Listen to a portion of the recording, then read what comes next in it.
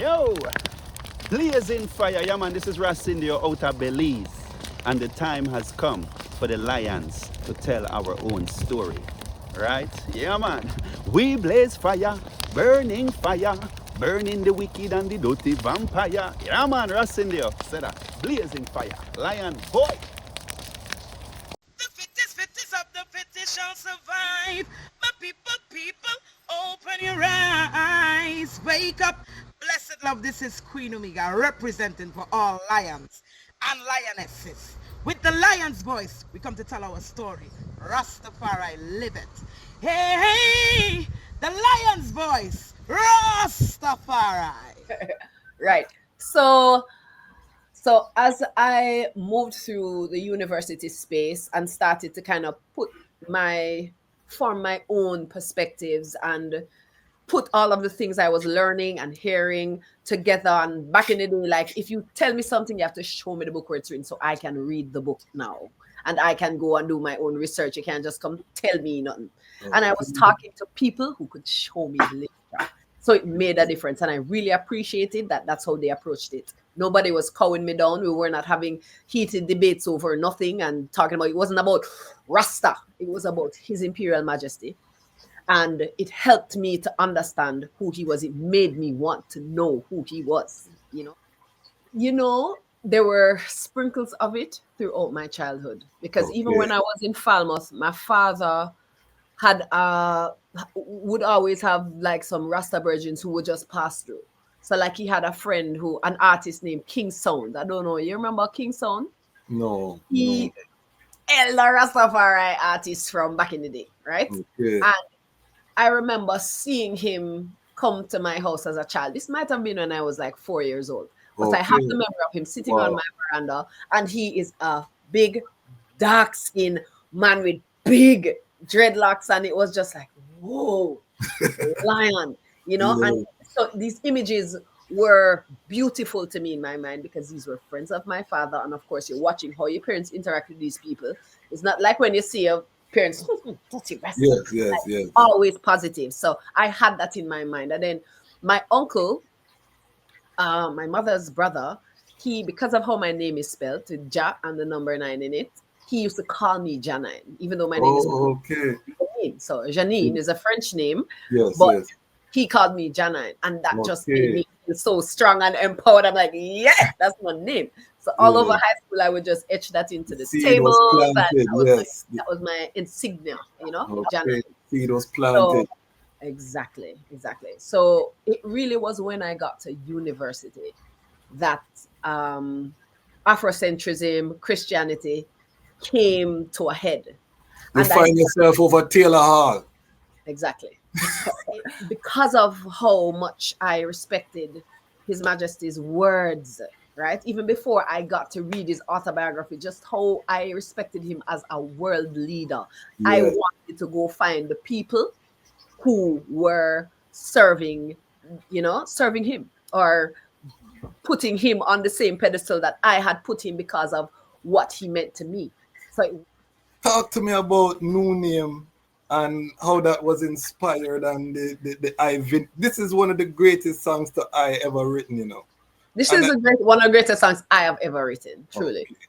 That song for me was an articulation of a reality that I am very cautious about speaking about because it is a very personal journey that I went on. And a lot of it, because, the law of attraction again, when you are seeking, when the student is ready, the master or masters will appear. And we have to also remember sometimes the people that bring us certain information, it is not for us to worship them, It is for us to be open to the knowledge that is coming to us. Because even a madman on the road can carry what is necessary to you. The most I can use anyone to bring this word to you, right? But as I started to proceed into Jah9, and I started to move and people started to understand that this is an Afrocentric journey, there are some ones who were brought to me in some very unusual ways. And I was able to get a key to unlock information that was deep inside of myself as well as deep in the word. So my experience with the Afrocentric roots of the Bible had made me put the Bible down and start digging deeper into Kemet and into ancient spirituality and philosophy. And then it is through reading His Majesty's words and meeting some of these ones, ones like Tijan, and there was a brethren, Zebelion, and some other ones who were in the 12th tribe at the time. And they brought information to me that I might have been resistant to in another moment, but I don't know, it's just the alignment of timing that when they came to me, I was at that place where I was ready to receive that particular information. And when you as a woman allow a man to feel safe, meaning I'm not forcing him to have to think about any of him sexuality, or I don't have to make him, it helps him to release and to soften and to share, to allow himself to be vulnerable, because he doesn't feel like I'm about to victimize him or I'm trying to take something from him, So my wanting to be a safe space for my brethren meant that I had to subdue certain external elements of my feminine, right? Still being feminine, come holding space and love sometimes is it come in all kind of different ways. So this is one of my favorite love songs, Love Is Found I, but I don't want to get there yet. Hold on, let me there's this very macho kind of fraudulent imprint on the world of what Rasta man supposed to be. I don't endorse that. Rasta man cannot come call me down. No. Right? I do not answer to any of them. And if I am looking at the king as an example, then I have some brethren within this community as well, yourself included, who embody that to me. And so if I am making my checklist of what a man is to be in order for me to consider him a Rasta man, that is, many fall short, but many, man, I hold them in very high. As I read His Majesty's autobiography, I truly fell in love with the king. Fell in love with him. Like, this is exactly, oh my God, where are those brethren? Oh my gosh, there are no more of them. Right? Everybody either don't exist or they're married already. Where are they? That is the plight of it. So sometimes, but I know some really Irish virgins. Nobody I have met has matched my father. My father, and this and that. Meet virgins who, in their own right, they try. And they fail in one aspect, but they are great in another aspect. And in my music, I celebrate the greatness. I pick the pieces, the beautiful things from all of the virgins that I have, and I write my songs around them. So even songs like Brothers, but that song was written with my father in mind, because my father was like my brother to me too, but also with the virgins that I was around at the time. And the five of them did make one. When you look at it that way, you share energy with all of them, and you see this one understands that he needs to take care of his physical self. This one understands that he needs to read. This one understands that he needs to balance his finances. This one understands that he needs to take care of the youths and be gentle with the woman. And all of them have them feelings, and it's like you have to write the song now to build the man. You have to create that thing for affirm it, because if I go write no song now, like the women who impacted me so much, like the Billie Holiday and these women, and Ella Fitzgerald and Etta James, if I write them song there, I go and draw crosses. I'm not trying to draw no crosses. I'm writing aspirationally. I launched my second album in Kenya, and it was such a divine thing to be able to do that, to launch the 9 album in Kenya. And I remember when the album dropped and I was there, and these are things I fought for with the label, to just make sure that this happened. And I didn't ask them for it. I created the situation and informed them that that's where I was going to be. So let's make this work. Kind of thing. Yes. And I remember Now, when what's the label? Is VP? uh-huh. Yeah, big up VP. All right, go ahead. So at the time, I remember being on stage singing my songs at my album launch and watching a man in front of me singing the words of my songs from my album that just dropped. And Wow. I am like, how? I don't even know how you know that song. That's Yeah. what a single, right? That man was singing hardcore, word for word in front of me. Wow. Right? And that was just crazy to me. And Africa has so much love for real reggae music, roots reggae music. It is really, really important that as a community, the Rastafari ones hold each other accountable, right? They have to. And you know that one who you see him, he has not made any progress for the past 3 decades. And you feel it is the responsibility of the movement to take it. No. Why? He is not mentally ill. Right? They're not out there beating Rasta in the streets anymore. Why are you not doing anything for yourself? These are the things. And I get a little agitated when I talk about this because I remember when I went to the UK a couple of years ago for the City Splash, I was invited to speak to the Rastafari sisters. And I mentioned some of these things. And there were women who were, like you said, fully clothed out there. And then there were another couple on the thing who had some piercings and some lashes and some, and it was really cool to see them all together in the space. And I started talking about these issues. And I remember everybody, without fail, once we started to talk about the virgins and their expectations and the way that they deal with women and all of that, we were in one accord. Wow. And so it really is a testament to the failings of this movement that is supposed to be for the liberation of people, that it is so oppressive against the women. When Rastafari himself, his majesty, was for the ladies. We love transparency. And everybody can eat, and there is enough. And if we move out of that scarcity mindset, we would be able to see that everybody can get what they need. Everybody can get more than enough. And the youth can be protected and the aged can be cared for and everybody can live good. And nothing wrong with liking nice things either. You can have all of the nice, luxurious-esque type things in your eco-friendly house. Yes, sir. You know what I mean? Luxury. Yeah, man. I thought luxury. We're coining that phrase. Redefining luxury, exactly. Yeah, man. I thought luxury. And we like nice things. And we like cleanness and hygiene. A man must smell good. A woman must be able to wear natural fabrics and cotton and linen and these things that are expensive, but they're high vibration fabrics. Yeah, all of these things. Man, all them. Operate off of a principle of love. Do not let people who don't know what they're doing derail you from what you know you need to do. And just speak the truth.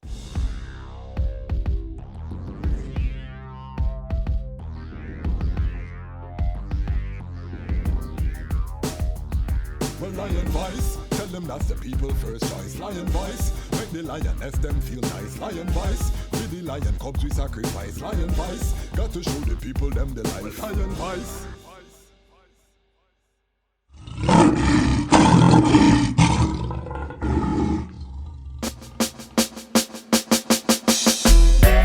She's like the flowers in my garden, and her heart has never hardened, and she give me loving in the morning.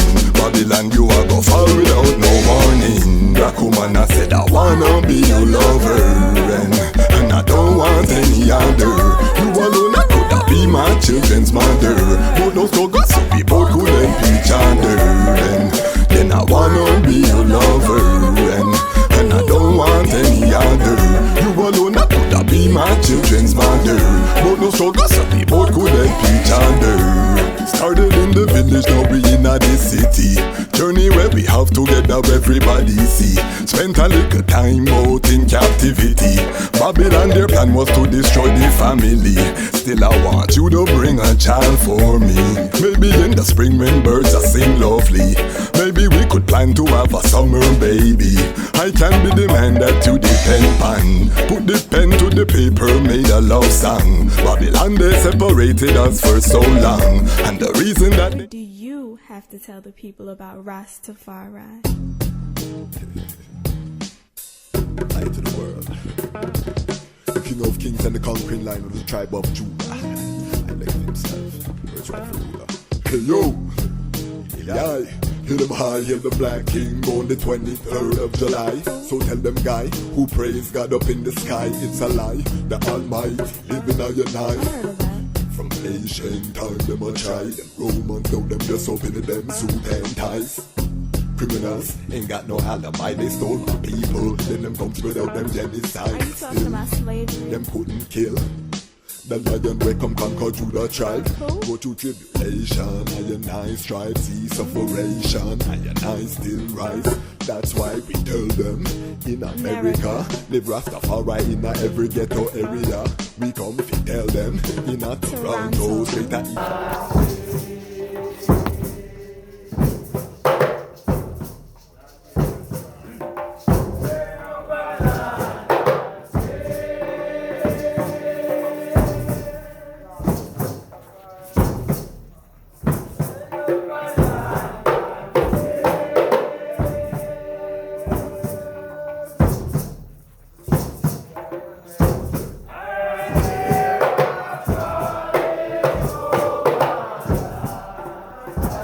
Greetings in that divine name of His Imperial Majesty, Emperor Haile Selassie I. Glory and honor in the name of His chosen Queen, Empress Waziri Menen. My name is Kwasi Bansu, aka the Chazmatch Kwasi, aka Ras Kwasi, aka the Reading Ras, aka the Pan-African Happy Man. I'm a creative industry attorney, I'm an author, I'm an artist, I'm an actionist, and right now I am the host of Lion Talk. Welcome to Lion Talk and welcome to the Lion Voice Network, where the lions are telling our own story. We have a very special guest today, a sister that ignited a fire around the four corners of creation. I feel blessed to know this sister. This is our first reasoning in years. The sister go Africa and forward and get to talk to her about the Africa child. So tonight we are going to go in at that. She has written some of my favorite songs. I want to go through some of these song lyrics. I think that this sister is one of the greatest lyricists Jamaica ever produced, man or woman. I may stand on that. If you want to fight me, in the comments, me meet the item there and we fight. Because this sister, may I tell you, wordsmith and beautiful voice. I'm not going to delay too long. Big up the Lion Pride. If you subscribe, you're part of the Lion Pride. Big up all of the sponsors. Big up everyone making this the fastest growing Rastafari platform on the planet. Gratitude. And we're going to talk about that song there too. So please, Lion Pride, help I and give I a warm welcome down in the comments. Let us know where you're commenting from. I just got the first comment from New Zealand. Big up Lion Pride in New Zealand. Let us know in the comments the love. We have none other than the Royal Empress Jah9. Royal blessings, my sister. Blessed love, my brother. Good to see you. Good to see the eye. Wow. Definitely. Glad to be here. Yes, I was very excited about this opportunity. We have not reasoned. This is very fresh. I just reach out to the sister in IG. We use the technology, but it's been years. So before we get into what you're doing now, customary on this platform, we ask ones to step into the iretical time machine and to take us to the moment of your birth and give us your origin story, where you were born, and how you journey to Rastafari. Okay. It's interesting, because even though that is something that has already happened, it's interesting because every time you look back at the past, it changes because of where you are at the present. So for me, in this moment, having had the experiences of the past few years, when I, look forward at how it all began, the story it is a constantly changing story. Yes. I will say I am a country girl born in Montego Bay, but I grew up in Falmouth, Trelawney. Okay. And I've told this story so many times. I was I am the daughter of a Baptist pastor Yes. and a Christian mother, um, powerful, beautiful, angelic beings who raised me in the Christian church and in the Christian faith, and who were examples of it for me, you know. Yes. I saw my father serve his community. I saw him be honored by, so many people because he was such a humble and loving man. I grew up with a man who was a safe space for so many women.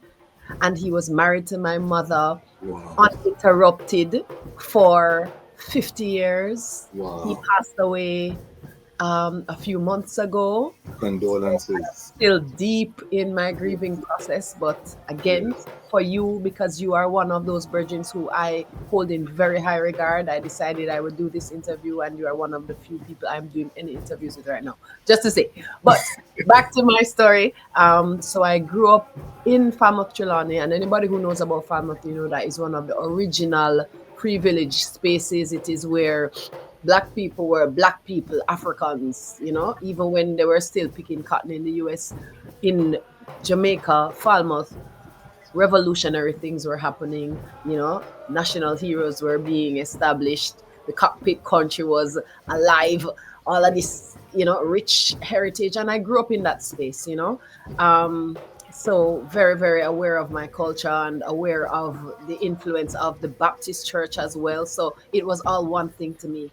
And my father, before he moved to Trelawney, I think I was conceived in Manchester, and then we moved to Trelawney, My Yes. father was very much involved in the Rastafari community in Manchester. That's something I learned, only Okay. recently. They used to call him the Rasta Pastor. He would visit Okay. Scots Pass and play football with the Rasta brethren, and he was one of those kind of leaders who was like, this is not about religion or denomination. This is community building. This is making sure that, we are fortified and we have what we need, and farming and all of that. So this is the man who is responsible for the woman that I am today. And of course, my mother was an incredible woman, hence her being chosen by this man. And I really, even their stories, I mean, I talk about their story because it is Yes. such an important part of why I am and who I am. Of course. When you are hearing my music and you are seeing me as an individual, it is very important to know where I come from, because that will help you to understand why I am the way I am, why I do or don't, partake in certain things. So my mother, a social worker, um, a powerful woman in the church, a powerful woman of faith. She was from St. Thomas. He was from Westmoreland, and they met through, the Baptist church. And my father chose her and fought for her and stayed with her, and built a family with her. And I had an older brother who passed away over 30 years ago, and Okay. I have an older sister as well. So I am the last child of three for these beautiful people. And yeah, so I was on, I was the favorite child of my father my whole life. And being a dark skinned girl who is the favorite of your father is a very powerful thing, It Yes. sets you up with Yes. a confidence and a sense of self that makes it very difficult for the outside world to kind of chip away at you. So that is my foundation.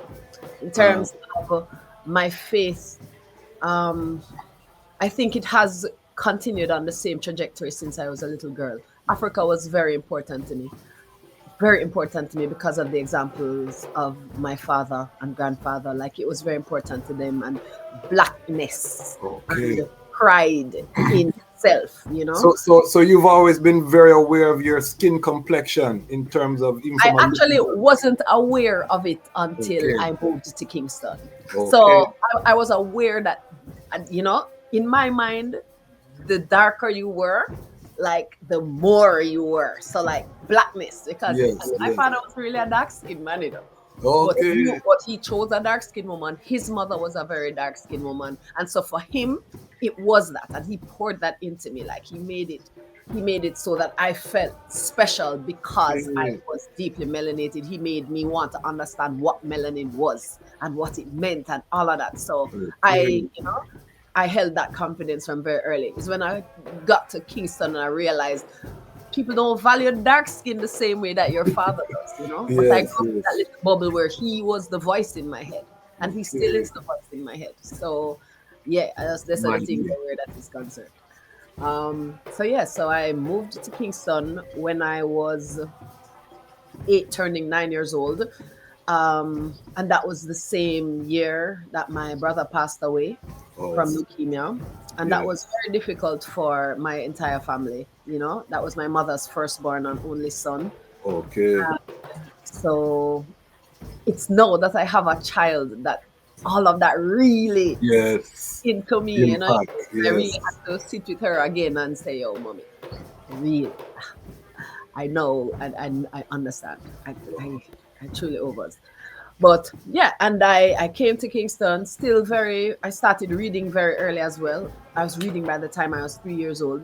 I mean, you're the last child and your parents are educated to a certain level. Yes. You're going to have access to books, and the books that are around are not all children's books. They're the books your parents and your siblings are reading.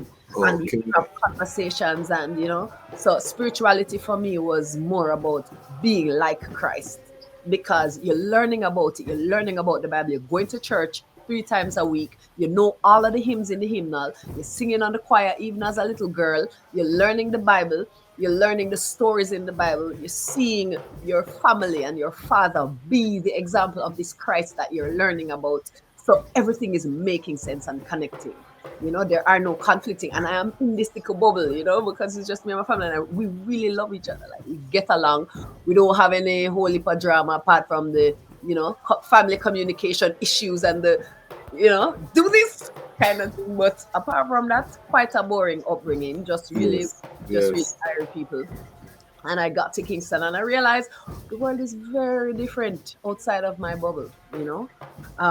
I really grew up loving mankind because I had a grandfather who loved and favored a father and a brother, and all of them adored me. And so I had this perception of what man was. Yes. I thought it is safe to love man.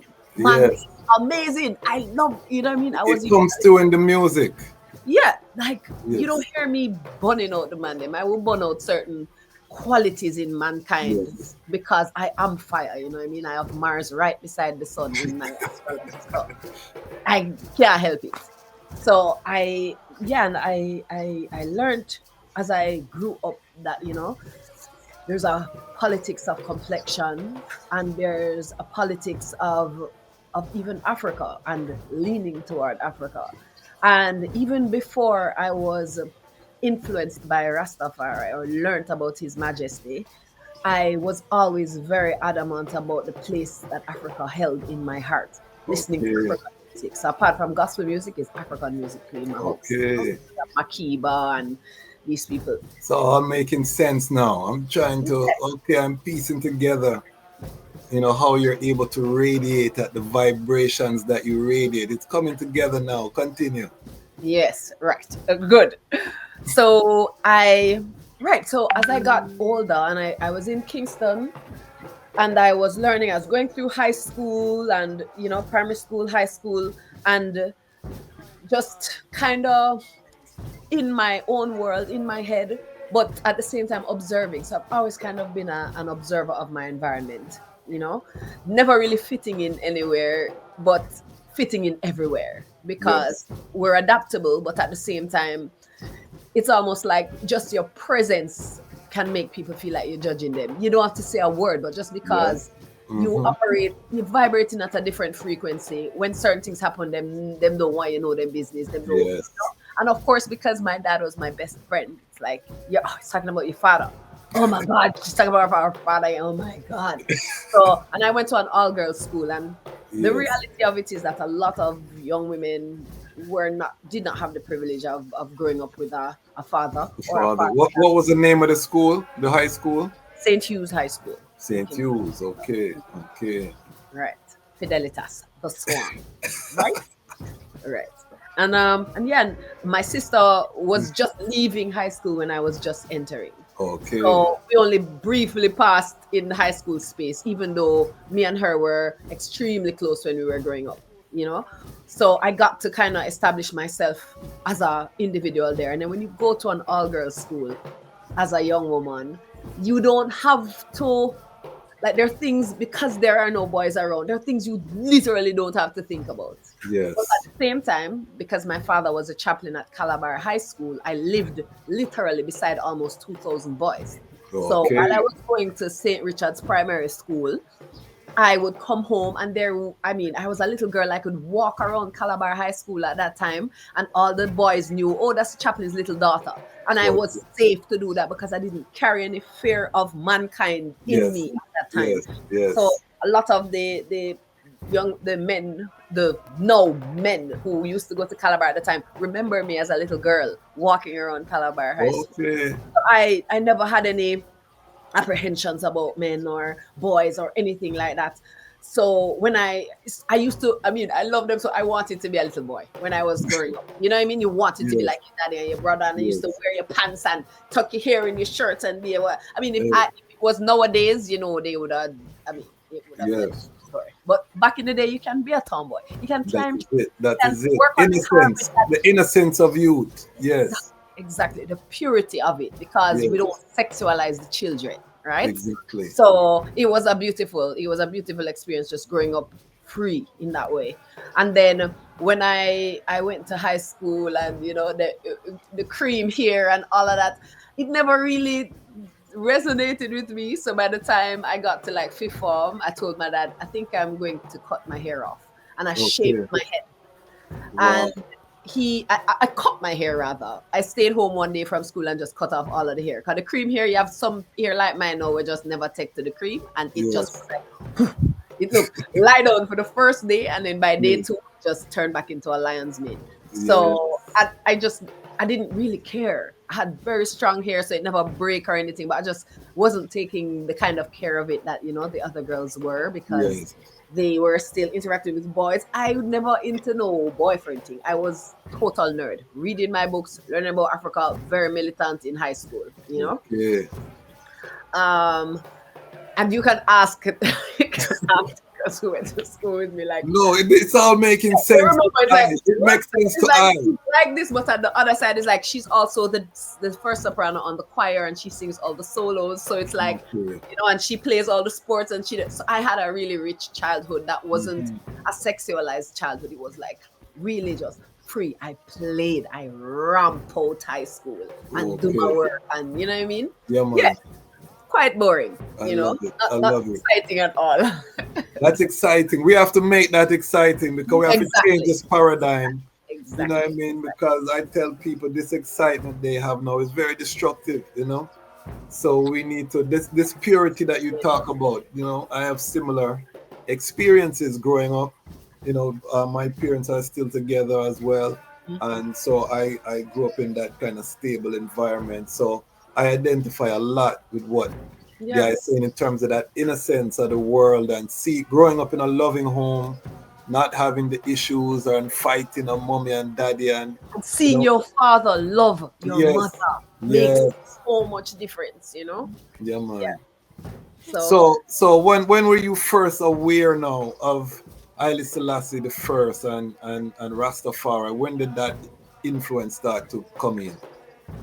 You know, there were sprinkles of it throughout my childhood, because even when I was in Falmouth, my father had would always have like some Rasta virgins who would just pass through.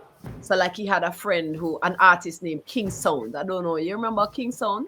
No. He elder Rastafari artist from back in the day, right? And I remember seeing him come to my house as a child. This might have been when I was like 4 years old. But I have the memory of him sitting on my veranda, and he is a big, dark-skinned man with big dreadlocks, and it was just like, whoa, lion, you know? And so these images were beautiful to me in my mind, because these were friends of my father, and of course you're watching how your parents interact with these people. It's not like when you see your parents, always positive. So I had that in my mind. And then my uncle, my mother's brother, he, because of how my name is spelled, with Jah and the number 9 in it, he used to call me Jah9, even though my name is okay. Janine. So Janine is a French name, Yes, but yes. he called me Jah9, and that just made Okay. me feel so strong and empowered. I'm like, yes, that's my name. So all over Yeah. high school, I would just etch that into the Seed was tables, and planted, yes. that was my insignia, you know, Okay. Jah9. Seed was So planted. exactly. So it really was when I got to university that Afrocentrism, Christianity came to a head. You And find yourself over Taylor Hall. Exactly. I find myself over Taylor Hall. Naturally, I am magnetized to that space. And I meet some of the most interesting people and some of my now dearest friends there in the midst of some deep reasoning. And it was not aggressive reasoning. They were very patient with me because I was very, sure of my beliefs. And without how do you say no, without putting me down or without, cursing out my belief system, they were able to, because they were informed, show me how one thing led to the other. And that helped me now look at the Bible in a different way. Okay. Right? Because I had by the time I got to university, I was already reading deeply about the Afrocentric roots of the Bible, like the ancient roots of the Bible. And I started to, and especially when you go to church, because you go into church in Kingston, I was no longer in my father's church. I was in the church of now town pastor, a society pastor. Yes. Town church is different from country church. Yes. It's no longer, the pastor takes care of the community. It's more, everybody's taking care of the pastor, and the pastor is, and it just felt very different. And that is the roots of the song Mr. Preacher Man. Mr. Preacher Man, big song too. Yeah, man. One of my father's favorite songs, actually. I have my top 5 Jah9 songs here we're gonna go through, because I'm a person that watched from the early uprising, and I'm so elated. But continue. Right.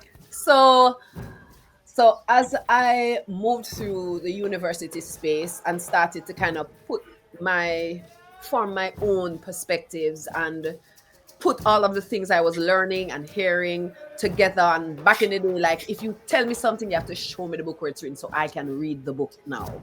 And I can go and do my own research. You can't just come tell me nothing. And I was talking to people who could show me the literature. So it made a difference. And I really appreciated that that's how they approached it. Nobody was cowing me down. We were not having heated debates over nothing and talking about, it wasn't about Rasta. It was about His Imperial Majesty. And it helped me to understand who he was. It made me want to know who he was, and in really sitting and learning and reading, it made such a profound impact on me when I started to read his words. And after I left university, that's when I learned all about steaming and really started to use herb in a medicinal way, used to burn only for spliffs. And we couldn't talk to our parents about ganja at that time because bun spliff and ganja smoking, and ganja smoking, the smoking of it triggers something in church people.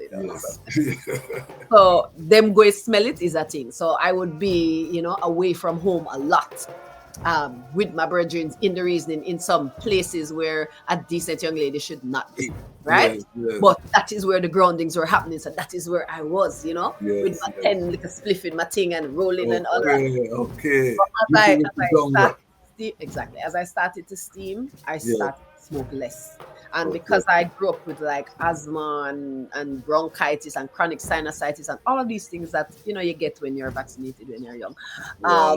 I really learned how to use the steam chalice to mitigate against the asthmatic attacks, And I remember almost having an attack on campus and being unable to find anything other than the steamers and watching it calm my bronchial system down, like watching it bring me down out of that space.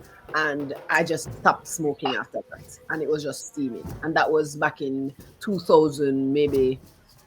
We're talking about between 2002 and 2004. So we're talking about 20 years of steaming. You look very young. I know, right? I would never imagine. I turned 41 this year. Wow. So a testament to taking good care of yourself. Yeah, man. And staying out of mix up. Right. Is how we do this. Very beautiful. Talk to me about the first memory of Dr. Kadamawi Knife. I met Kadamawi Knife in 2001. I was doing research at the Norman Manley Law School. And the janitor came and said, Ras, said there's a Ras over, Taylor Hall and the way, and him take me over to Kadamawi Knife and him hand me a steam chalice as me enter. And from there, a connection was made. What was their first experience with this brethren? So, Knife was a fearsome creature. That is how those who, would experience him would probably describe him. And I remember, because it wasn't just him, I had other virgins who lived on Taylor Hall as well. Okay. And virgins who were in my same program. I was doing psychology at the time, and I had a set of virgins. They were twins from Grenada. One of them was doing a similar course to Knife, and the other one was doing the same course as me. I said, did go? I don't remember. It was a very long time ago. We were all studying together, and those guys were like some of my best friends, and that is where they were. And I was invited into the space, and of course, it's like, Knife. And of course, I'm very sure of myself. I'm like, yeah, it's that virgin. Yeah. And I started to, and I guess he realized that I was a Christian, or I was of that faith, and kind of segueing out of the whole Christian, etc., or in that place where that was still where I was. Yes. And just conversations that I was having, I think he opened his heart. But he was willing to speak with me because I wasn't around there looking, man. I was around there reasoning with the virgins. And I wanted to learn about the steam chalice. I wanted to build my own. And I think that really kind of inspired him. Like, oh, okay. And he helped me to build my first chalice. And everything you need to build a chalice is on the university campus. There are trees, there's big bamboo, there is slim bamboo, there is the clay makers right on the outskirts, at the time to make the kutches, and there's herb up the road. So everything you need was there. And of course, when you're steaming and you're sitting in the middle of the day, it is a cool place to rest, and at the same time, food running around there is strictly ital around there, the original no bone zone. And so you're eating well. There's fruits always, because anywhere Knife is, there's going to be like fresh food. Abundant, yes. Once him realize you're a respectable person and you can reason, and him let you in, you go and get some of the food we are on. And anybody know me know I love my belly, so Knife was one of my favorite people, because if Knife is there, that means that there's some there as well. And then some other Rastafari virgins came amongst, and it was always the humblest of virgins that were there. And even Knife, as fearsome as he was, it is interesting because he is not a man to shout at you. I mean, he's raising his voice in passionate conversation, but when it matters, he is really a good educator. He's a good teacher. So I was able to get a lot of insight from those several hours and hours of discussion from day till night, sometimes missing crucial classes because the reasoning was much more important. Yes, crucial grounding. Did you have locks at that time, or? I did. I started after I cut my hair in high school, I kept it bald for like a year and a half, and then I started to just grow it natural. Grow my little afro and twist it up when I felt like, or just let it stay wild. I like the free form. And then I twisted it up when I was in university, when I was going into university, and I never pulled it out, and it just did start. Nice, beautiful. So what, in other words, my journey with my hair is not a Rastafari thing. Yes, it is an Afrocentric thing. It is wanting my natural hair, me wanting to have a relationship with it. And I think, actually, no, if I was starting that journey again now, my locks would probably look different. If I would have locks at all, my hair would definitely be natural. But back in the day, as women, we know there wasn't a lot of information about how to take care of black hair. Yes. And so it's either you're going to cream it, or you're going to press it, but there weren't all these products that help you to, define Yes. your curl pattern and these Yes, yes. things that help you to do the things on your own. And I never really liked sitting for no long time with nobody in my head. And, you Yes. have this trauma of sitting down and conking fingers and all of these things. So I Yes. just was like, I don't want to have to comb it. I want it to just do its thing because, yeah. So now that there's all of these things, yeah, and you grow up and you realize, the Nazarene vow and all of these things and the Yes. rest of the tradition. And even though His Majesty never have locks, because of how much I respected His Majesty's words, right? Even before I got to read his autobiography, just how I respected him as a world leader. I Yes. wanted to go find the people who were serving him or putting him on the same pedestal that I had put him because of what he meant to me. So it was His Imperial Majesty before it was even Rastafari for me. There I have one of the greatest articulations of the divinity of His Majesty put to music in a song called New Name. And this was my introduction to Jah9. There was a line where you said, know the Christ, the way, the truth, the life. Do you know the Christ, the example, the exemplar, and the prototype? Do you know the Christ consciousness? Are you aware of what the prophecy will bring? Bring The the spirit spirit of the of the Most Most High in in a king. that when Yes, I hear that, they say, oh, this. Talk to me about New Name and how that was inspired and the Ivy. This is one of the greatest songs that I ever written. this And is one of the greatest songs I have ever written. Truly, that song for me was an articulation of a reality that I am very cautious about speaking about because it is a very personal journey that I went on. And a lot of it, because, the law of attraction again, when you are seeking, when the student is ready, the master or masters will appear. And we have to also remember sometimes the people that bring us certain information, it is not for us to worship them, It is for us to be open to the knowledge that is coming to us. Because even a madman on the road can carry what is necessary to you. The most I can use anyone to bring this word to you, right? But as I started to proceed into Jah9 and I started to move and people started to understand that this is an Afrocentric journey, there are some ones who were brought to me in some very unusual ways. And I was able to get a key to unlock information that was deep inside of myself as well as deep in the word. So my experience with the Afrocentric roots of the Bible had made me put the Bible down and start digging deeper into Kemet and into ancient spirituality and philosophy. And then it is through reading His Majesty's words and meeting some of these ones, ones like Tijan, and there was a brethren, Zebelion, and some other ones who were in the 12th tribe at the time. And they brought information to me that I might have been resistant to in another moment, but I don't know, it's just the alignment of timing that when they came to me, I was at that place where I was ready to receive that particular information. And I decided, okay, based on my trajectory and based on what I already know, I am going to read this when I am reading this and read nothing else. I'm going to put myself through this program because this is something that was presented to me as this is how His Imperial Majesty wanted us to absorb this information, because the king always endorsed Christianity and the Bible.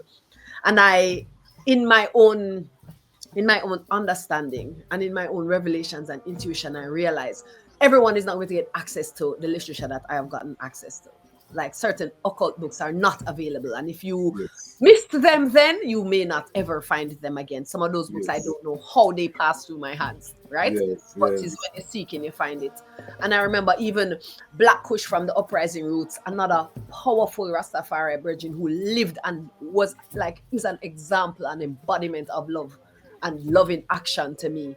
You know, at the same time, I was being surrounded by all of these virgins who were showing me different aspects of a Christ consciousness. And I was able to Yes. then bring all of that home to my father and say, Daddy, listen, we have to talk about this because this thing, this Christian prophecy of a coming king, how will you know when he has come? How will you know when it has happened? Mm. And I presented that to my father, and we spent weeks dissecting and talking back and forth about this. And we got to a place where I heard my father declare some things that, I mean, it is not even my place to share those kinds of revelations. You know what I mean? But it's enough to say I became aware because he's a theologian. He's a man with a master's in divinity. So as much Okay. as I'm learning about the Bible from these ones, he is source for me. So Yes. if I bring this home and it does not resonate with him, then it makes me challenge it.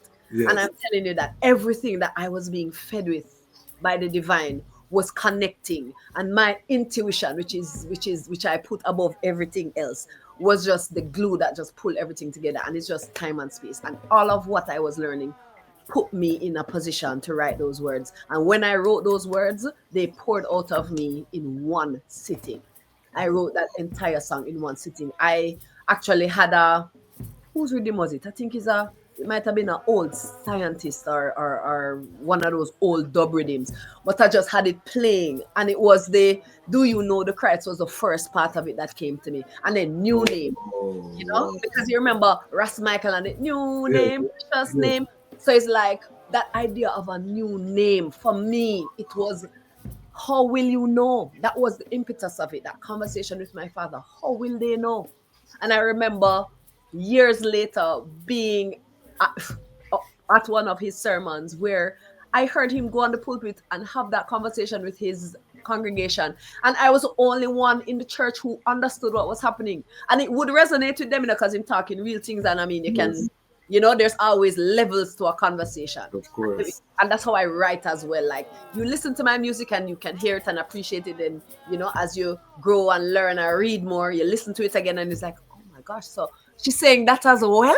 And you know what I mean? So layers. So you get in volume. But the roots of it for me, it was really putting together everything I was experiencing and learning, and that was being magnetized toward me to share it in a Wow. way that you can't really speak about spiritual and divine things to the mundane. So there are people who even this conversation will go right over their heads, you know? It's kind of like a pearl to swine kind of thing. Yeah, It's this is the lion pride. My audience we're cultivating here. We're unapologetically Rastafari. We're rising Rastafari, independent, non-aligned media. And this is why the type of questions you would get on this platform, you're not going to get them anywhere else, because I want to know about New Name. I want to know and the about type of answers you will get from me on this platform will be different from what I will share with others as well. Exactly, Because exactly. you know, we don't want to be misunderstood, but at the same time, we have to open our hearts and share, because this is why I entered the music industry. I didn't enter because I wanted to be a star. I wanted to serve in the way that I saw my parents serve, but I didn't want to be a pastor or a teacher.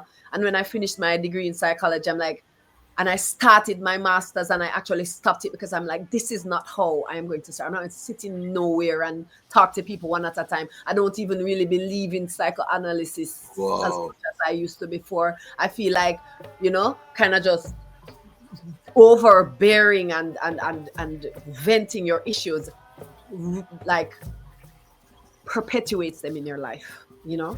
And in Jamaica, if you really want to reach people and make a difference, because I was learning this and I felt like this is the kind of information that the youths need to hear. Yes. And there were artists around me at the time who everybody was kind of doing their own thing because they all wanted to be a star. They were doing them little thing from high school and they had their own little circle and whatever. And I was an individual. I had no circle. I had no crew.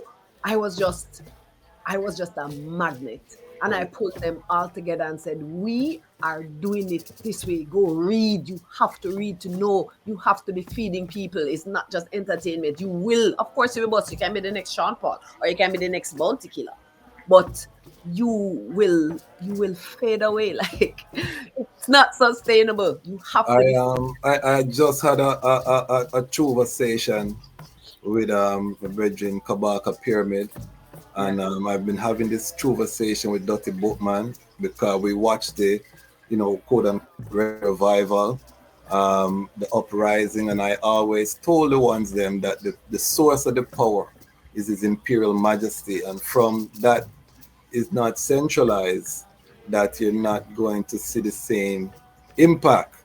And this is one of my questions that when I talk to artists, I talk to Dwayne Stevenson and a couple other artists, and I say I don't really hear any songs of praise like No Name, like Great Is Him, just songs of praise and Great Is Him. You know what I mean? Just you know what I mean? Sizzla used to do it all the time, which was my favorite artist of all time in terms of the original that connected, the 96 to 2000. That is what we were doing, steaming chalice and listening to Sizzla. And then when I Wait came with those, because I Wait, and then I Wait, of course, yes. And that is the music we were listening to, like Ras Tafari, religious music, That is it. That is my, uprising. Our anthems, our hymns. Yes, and you don't really hear that anymore. This is one of the things I say, and we'll get to that, but in terms of the I and No Name, what place does that hold now? Looking forward now, you've had some time. That was, the early uprising. You could hear the zeal, you could hear the fervent, but then you go through a period in this liberty where, your eyes come clear. You see, some man now really live up to what them live something, the thing kind of shaky sometime, and so it can make ones get jaded from the liberty. How does that sound, hold in the heart? Do you still feel the same current when you perform that song, when you think about that song? What is your sound about No Name? It's one of my favorite songs on the planet. So for me, as I told you, mankind is not going to disappoint me. Yes. Because I am not here to, and I mean, I say this and I get flack for it from some of my friends, associates, people who love the music, that I really am not here to teach anybody, I am not here to prove anything. I am literally sharing my journey and hoping that it is going to be useful. So if I can be useful, it is good. I don't want to intentionally go to try and make you a Rasta or try and tell you to live this way. But I was sharing the journey of where I was. Where you were. Because that is what us as artists are called to do. Be a reflection of the time. I am not trying to manipulate word sound to make you feel a particular thing. I am sharing, and that is why there are periods when I have so much unpublished songs. Because not everything I write, it is time to release. Yes, right? Imagine. But at the same time, the things I choose to share are very intentional.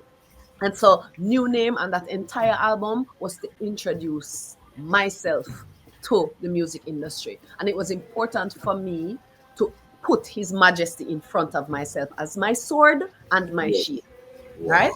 And so Ras Tafari, I wanted to serve these people because they inspired me in their liberty. The ones that I met, the ones that I knew that were being polarized to me, I loved them and cherished them and put them on a pedestal because of how I saw them operate in the world. That idea of separation and living in a particular way, and just, it was such an inspiration to me, And so I wanted to honor them by by presenting a work as well that not just reflected how I felt, but reflected how they felt from the conversations we had and all of these things, right? So that is what New Name meant to me.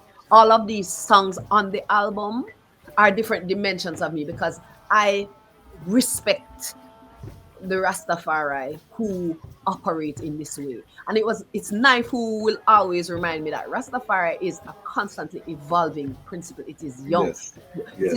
It is not my religion. I am not looking for a religion.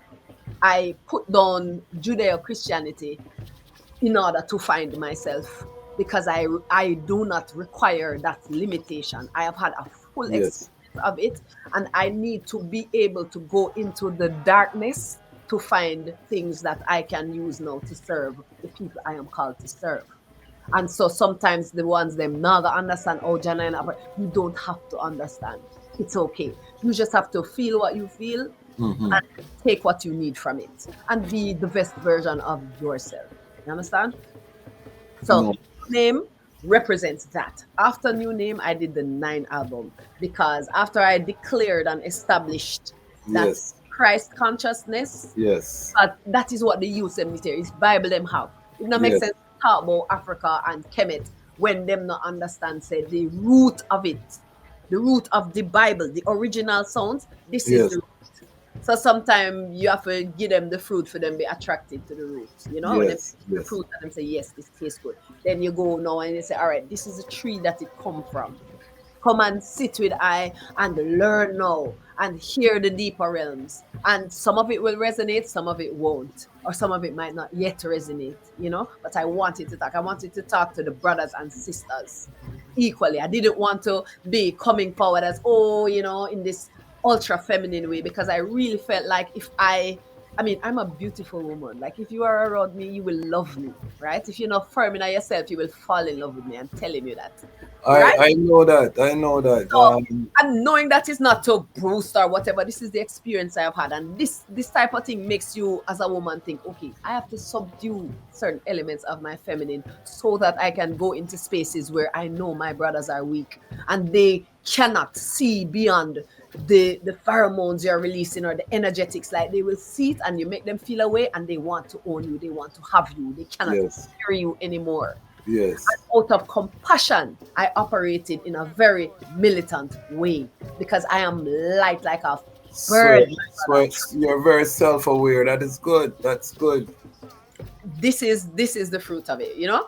And so throughout the past decade, I mean, right up to 2020, like I really operated from that space of I have to protect my brothers from themselves even when they are around me, you know? And so nobody know my business. Them not see me with no man, them no know nothing well going on in my life. Them know I'm not out here in these streets. I'm not dressed in a particular way. I'm not trying to attract anything. I'm doing this work. I'm sacrificing parts of myself. I mean, I see you dipping more into the feminine recently, though. We'll get to that part. We'll get to that. But I'm just showing you. I'm showing you the journey and why it is we have to operate this way. Because I don't think I would have been able to set the stage for my sharing my feminine if I didn't first, you know, move with my brothers in this way. 65% of my fan base is my brethrens. Because of the lyrics.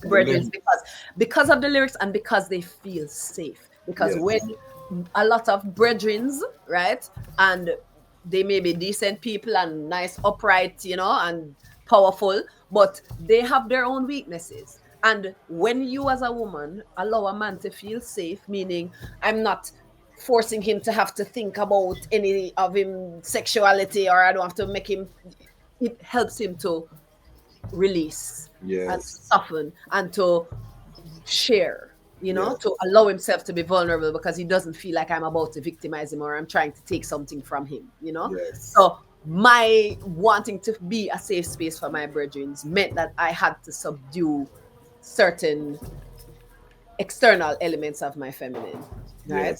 Still being feminine, because holding space and love sometimes is a you know what I mean? It come in all kind of different ways. So this is one of my favorite love songs, Love Is Found. But I don't want to get there yet. Hold on, let me I'm watching your face, my brother. I'm watching your face. Yes. Okay, these are the 5 songs that my Jah9 and Lion Pride, you have to go stream these songs. My 5 Jah9 top songs, and then I have one special mention that is on rotation, itinerally. No Name is number 1. Steam as a Bubble, which have one of the greatest lines put to music. One thing to know about Jamaica, we are the confidence of the African continent in Rastafari. What a lineage. But that line is the whole song. That is the whole song. What a piece of lineage. I have seen words around it, but yeah. That line right, that's all. Because I'm a lyrics man, so I, those things catch eye, and then the rhythm, the delivery. It's such a cleverly written song, and the intellect. I think I'm a futurist. I'm a man with a vision. I think a lot of Earth is not gonna even realize what the eye has put to the word sound and the power that the eye has put down. It's gonna take ones a while to even reach this up where you vibrate. And I give thanks to be a witness. Gratitude. What a piece of song. I play this for my daughter, and before we end the interview, I'm gonna have my daughter ask you a question. She has a question for the eye.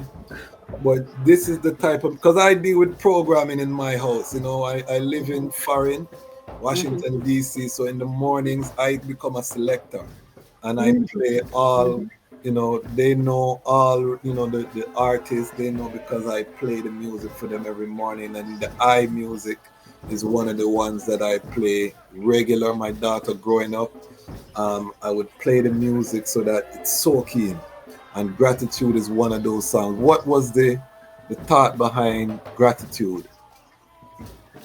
In the same way that I shared with you why it is I didn't want to practice as a psychologist. Yes. Because the idea of reinforcing negative things, you reinforce your trauma, you spend time talking about it over and over, you are reinforcing it in your life. You are communicating with the divine that this is what I want more of.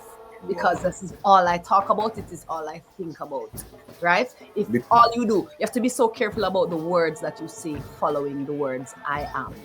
I am. The I am, when you declare that and then you proceed to say something negative about yourself, even in jest, you are communicating with the divine that this is what I want, right? There's no difference whether you're saying you want it or you don't want it. In reiterating it, you are bringing it, forward into your life. You're bringing it more and more into your life. I have seen that. I am decades old. I have watched people speak oppression into their lives and realities. I have watched, even in this Rastafari community, I have watched people choose oppression, choose victimhood, choose to be in that place so that they can continue to have an oppressor over them. Yes, I do not endorse that. Yes. So I push this idea of gratitude, right? It is not my concept. As a man thinketh in his heart, so is he. Those are not my words. Those are the words that I affirm, because it is the things, using words of affirming gratitude. At the end of the night, the first thing you do when you are going to now subdue yourself out of this realm is utter the words of affirmation. What are you grateful for? If you can't find 3 things, find 1 thing. But dwell on the things you are grateful for, and you will make manifest more of them. Think about yourself in your highest aspect. Who are you trying to be? What are you hoping for? Even though it's not a hoping thing, it's an action thing, but just affirming these things in your life and dwelling there is so powerful. It's so powerful. And that's what the whole song is about. It's one of my mantra songs, because I'm creating the Rastafari version of Walt Disney Company. That's my vision. Full-scale media production, blockbuster, animated cartoon. I want Battle of Ottawa cartoon. I want to see it. I want to sit down and watch it. My brother, we have so much to talk about off the air, but I am setting the stage here now at your disposal, right? Yeah, So, that's my vision, and the reason I'm so confident is because, like I say, I know word sound is power. Doing the work, applying the knowledge. You know, we're in, as my brother Knife said, the age of Aquarius, where is the age of knowing and manifestation. You can manifest believing, knowing, anything, yes, anything you want right you now. have to guard your tongue and your mind Yes, so carefully. Be so careful what you allow your words to say. It doesn't matter what people are saying. What are you saying about yourself? What are you thinking about yourself? What are you using up your mental energy on? Those are the things to pre right now. Absolutely. Avocado. This is where I first saw the playfulness of Jah9, the softer side. You had a song on the New Name album. You had some love songs on there, but Avocado is really where, you know, we start see, okay, you know, a little play and the video, one of the classic video, so brightly colored and nice. What was the sound behind Avocado? All right. So entering the music industry was quite an education for me, because as I said, it wasn't like I never even used to listen to dancehall music and all of that when I was growing up. So it's as I entered now with my own agenda that I'm like, okay, getting more exposed to all of the other things. You know, you hear the songs in passing and you know what they are, but you're not listening to that. Nobody's listening to it in your house, so you're not really so aware of it, right?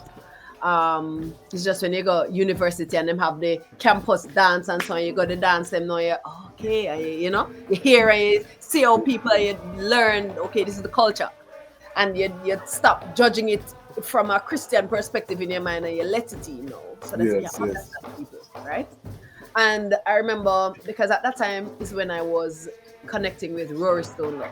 Yes. And Rory Stone Love is foundation. Legendary. Yeah, man. I am coming into Rory's space now with different energy, and I am affecting him in that way. But he's also affecting me, and he's giving me an opportunity to be exposed to sounds and to be playful in that way, and to have the conversations, you know, about that time and so on. And I remember in the process of working on that album with him, I was at my dinner table, because we used to eat together at least 3 times a week at the table, and it was avocado season, and we have like an incredible avocado tree at the back of my yard, one of those big ones that have the long neck and the and I was just dancing, because I'm one of those people, you know, them say people dance and sing when them eating.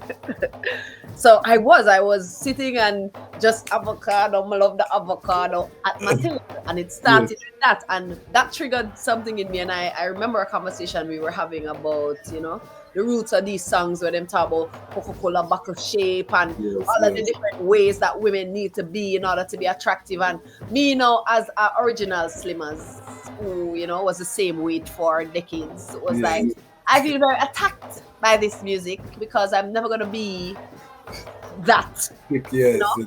And so I remember thinking, you know, nobody's singing a song making the man them feel self-conscious about themselves. So I wanted to be playful, of course. I have to big up the man because we love man. So I have to write out of the song them and tell them and creating the image of this ideal man that most men are not. Yes. So now we use it, and I'm not doing this thinking I'm putting this on an album, you know. I'm doing this as a writing exercise. Okay. So I am writing this now with no inhibition, because this is not for the album. This is for me. It's one of the hundreds of songs that I write just because I write. Yes. And then my mistake though, was going to Rory like, Rory, hear this. And when he heard it, it was like, no, but this affid up on the album. And I'm like, no, this is not appropriate to be on the same album as New Name. And you know, and he fought for it. And I had to sit with this, and I'm like, you know what? Let it happen, because this is a part of the work too. Because you don't just come for the choir, you come for everybody. You are here to make sure that all aspects of yourself, because this is a song you wrote, so this come out of you too. So you have to be fully open and honest with the people about all the parts of yourself. See me? And we would dance and we dance and we dance with the virgin them and we dance and we wind up and we know off me. We're Jamaican woman, we're African woman. So Yes. let it, all of it. We're not ashamed of any of it. We're not into shame and guilt and those things that, you know, are. I support it. And one of the things that I say that we have failed is that we make righteousness seem boring, and righteousness can be, as the youth them say, lit too. You know what I mean? We have all of the, you know what I mean, if you're the right person, you know what I mean, that side is so I like apparent. how you bring that up, you know, because we're headed right there down the line with the music. Yes, So, exactly. so I know that. You know keep me, I it do. Number 5 is Love Has Found I. I love the visual for this is so special. And then the song, you know, it's one of, because even though it's thing is also a love story about His Majesty and Empress Menen. It's a love story about the black man and the black woman. I mean, the songwriting. This is why I say I don't know if creation I got really penetrate what I really have put on, you know, in the space. But what was the inspiration? Love Has Found I. So Love Has Found I. Let me craft this answer. So, as you see, I was very impacted. There was a book written about Empress Menen, right? I don't remember the name of the author. Forgive me if I just say it's a white lady write it, but I don't remember what her name is. I hope you have the book right there. Lift it up. I'm the reading Ras. I'm the reading Ras. Me too. I am the reading. I'm right there with you, brother. Yeah, this is So Angela Purnell. Big up Angela Purnell, right? Because she decided to do her research, go and present from the perspective of Her Majesty. Yes. Right? It's not Her Majesty's autobiography, but it is a beautiful telling of that story. And Yes. I ate that book. I ate that book. You see me? And in reading it, it really cemented something to me, because as I read His Majesty's autobiography, I truly fell in love with the king. Like, fell in love with him. Like, this is exactly, oh my God, where are those brethren? Oh my gosh, there are no more of them. Right?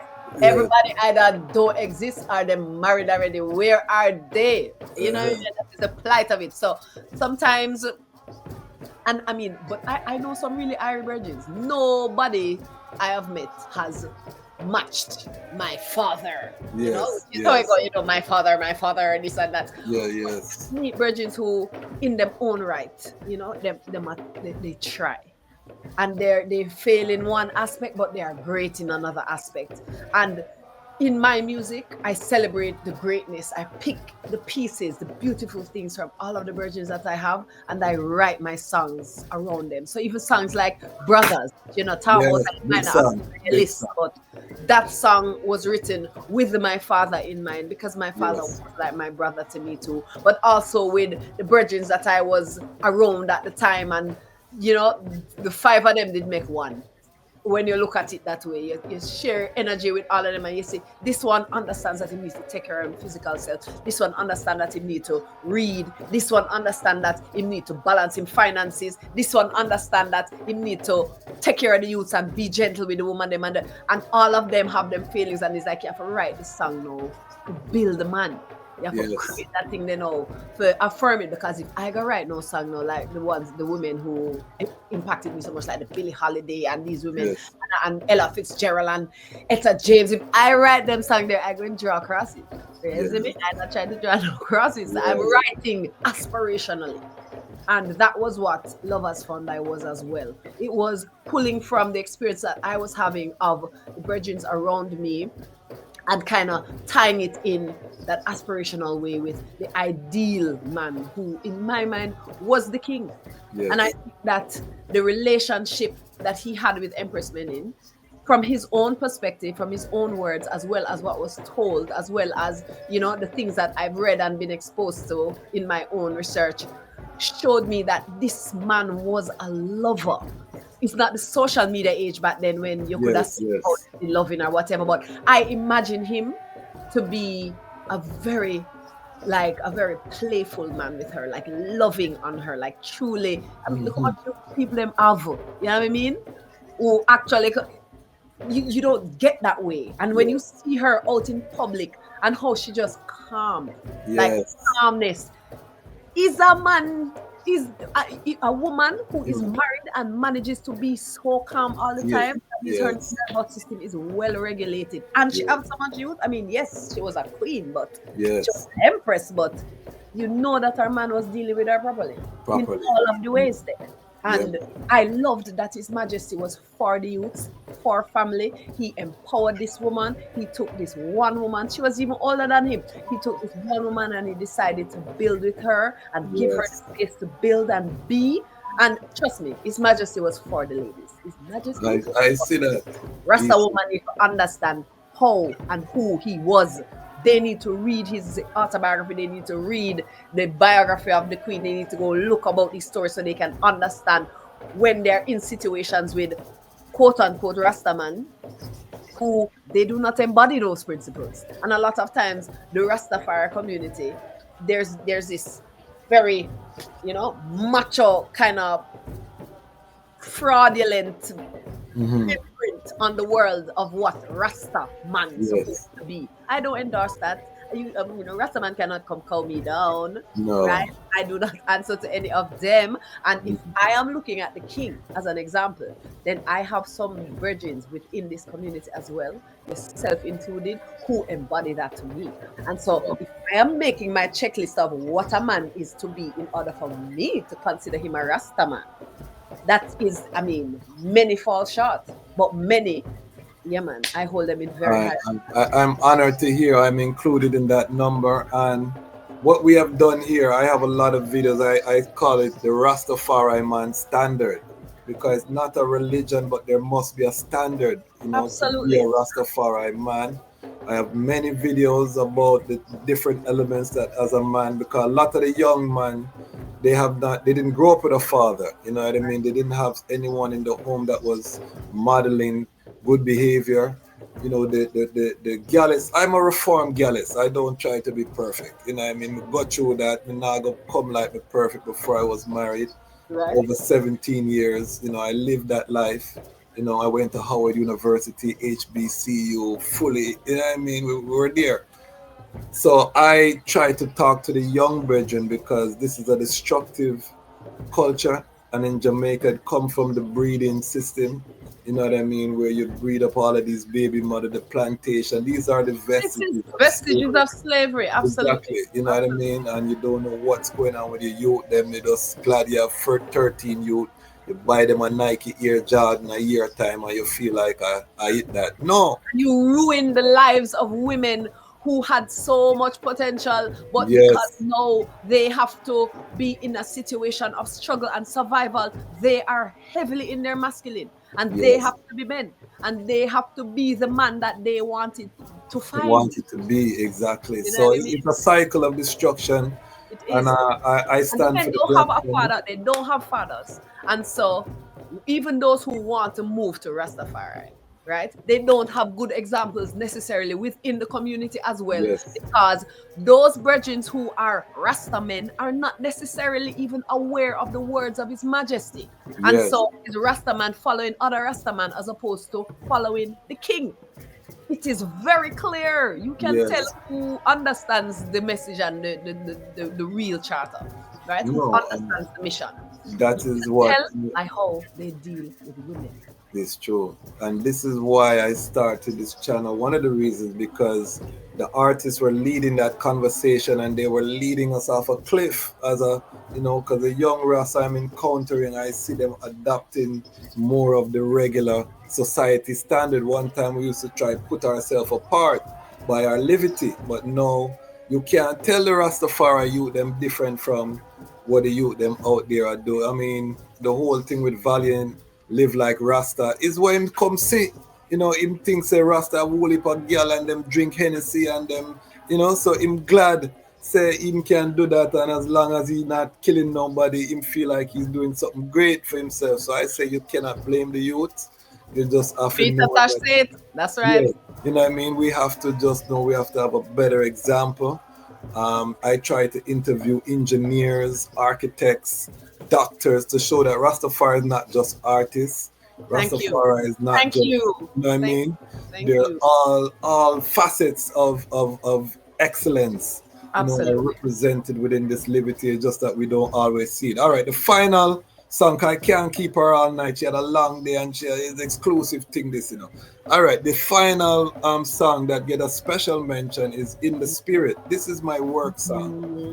You know what I mean? Drumming and strumming and it's more, yeah, it's just steaming, and even my daughter will sometimes hear her sing that song there because me play it, you know what I mean? So what was that? I mean, that whole project to me was a different frequency. The song about the herbs too, where you had knife, and you talk about the celestial. I mean, I don't, you know, it makes sense to I know because You're not even talking about the 9mm, the Yes. free mixtapes that I would have put out. So to go on my website, all of these things are there. You can download Yes. the 9mm Volume 1, 9mm Volume 2, where we do some exclusive productions just for that, especially Volume 2, where we create the, anyway. Yeah, man. No, we're going there. This is one of my favorite artist people, so I can't, this is just part one. I can't put everything into this. All right, before we seal up, Tanzania, talk to I about first journey to Africa. I just bought land in Ghana. I'm in the process of that journey, you know what I mean? I've been going from 2005 to the continent, and now we're watching the uprising, the reignition of the Pan-African Irish among the youth, them on the continent. You know, we've been covering Burkina Faso, Mali, Niger, the whole Sahel uprising. I was on the continent seated for some time. Talk to us about what that was like, you know, what was the spark, and then your life changed over there, because I left last time I saw you were not a mother, and now you forward in as a mother. Talk to us about that journey of evolution. How do I capture this part of the story sufficiently and in a useful way? Okay. So I launched my second album in Kenya, and it was such a divine thing to be able to do that, to launch the 9 album in Kenya. And I remember when the album dropped and I was there. And these are things I fought for with the label, you know, to just make sure that this happened. And I didn't ask them for it. I created the situation and informed them that that's where I was going to be. So let's make this work. Yes. And I remember what's the label? Is VP? Yeah, big up VP. All right, go ahead. So at the time, I remember being on stage singing my songs at my album launch and watching a man in front of me singing the words of my songs from my album that just dropped. And wow. I am like, how? I don't even know how you know that song. That's what a single, right? That man was singing hardcore, word for word in front of me. Wow. Right? And that was just crazy to me. And Africa has so much love for real reggae music, roots reggae music. You know, when you go in them clubs, in them social gatherings, them playing roots music, them playing music that you'd hear like at Rubber Dub. You know, them playing the original sounds and the Dennis Brown and the Greg Isaac and them playing the Sizzler and them playing roots music. And I got so much love in Kenya. And I remember as time drew nigh for the second album, the opportunity manifested again. And I watched it happen and just smile like, all right, just sit here again. And I was able to present again to them that this is happening. This is where I will be. Let's make it work, right? And things were put in place for me to launch the album in Ethiopia, go to Kenya again, do a soft launch in Kenya, then go to Ethiopia and launch it. Ethiopia this time, because Ethiopia, right? It was going to be just a press launch. So I didn't bring the band, it was just me and Biggs and Ben from the UK. They were working with me at the time. These are the bridges I've put on City Stash in the UK now. And we made a plan to leave Ethiopia and go to the UK, and I would be doing like a couple university sittings and like a real sophisticated version of the next round of what is to come, sharing with them now this is the the evolution and where things move from, because as I shared with you, like New Name is what it was. It needed to be that. It's not that, okay, no, I'm an artist who only does that type of music. Yes, right? yes. I am sharing, this is where I am. And then when 9 came, this is where I was. And then now New Name is me at the end of this journey, presenting to you the work I have done on myself and where I am now and how you can do this work. Right? And so I know this as an artist, and I'm sharing it, and I fought for those songs on that last album because I knew that they may not be club bangers, but this is what is necessary. And I was able to get the album done in the best way that I could do it at the time, and I was very happy with it. And I went and I launched it, and the world fell apart. The world literally fell apart days after. Yes. And in that process, I mean, after I got over the initial, okay, oh my gosh, we can't go to England because they said the thing hot right now. Yeah. We can't move back, or we can't go to Jamaica. We can't go anywhere. We are stuck here. And I have been in Ethiopia chanting holy for things now. And I think that, the government might be coming to look for me now. How am I I need to get out of this place right now. Right. And at the time, my road manager, Biggs, big up Biggs, he had spent time in Tanzania. He had spent years there. He had built a family there, and he was very close to the Jamaican consulate. And we spoke to her, told the consulate, Auntie Betty Velisa, that Velisa Delphos, we told her we were there and we cannot move. We need to be somewhere. And she opened her home, opened the consulate so we could come, and we were able to stay there. What was supposed to be 10 days turned into 3 months, because you get 3 months and then you have to go and renew. And after 3 months, we still couldn't move. So 3 months turned into 6 months. Then it moved from we can't move to do we want to move? Because right now Magafuli is the boss. Magafuli such that he was making a fool of them. He was like, this is a fraudulent thing you're doing. We don't trust your test. We don't trust your word. We are not shutting down our place. Our people need to eat. And so Tanzania probably was the only place in the world that life continued as normal.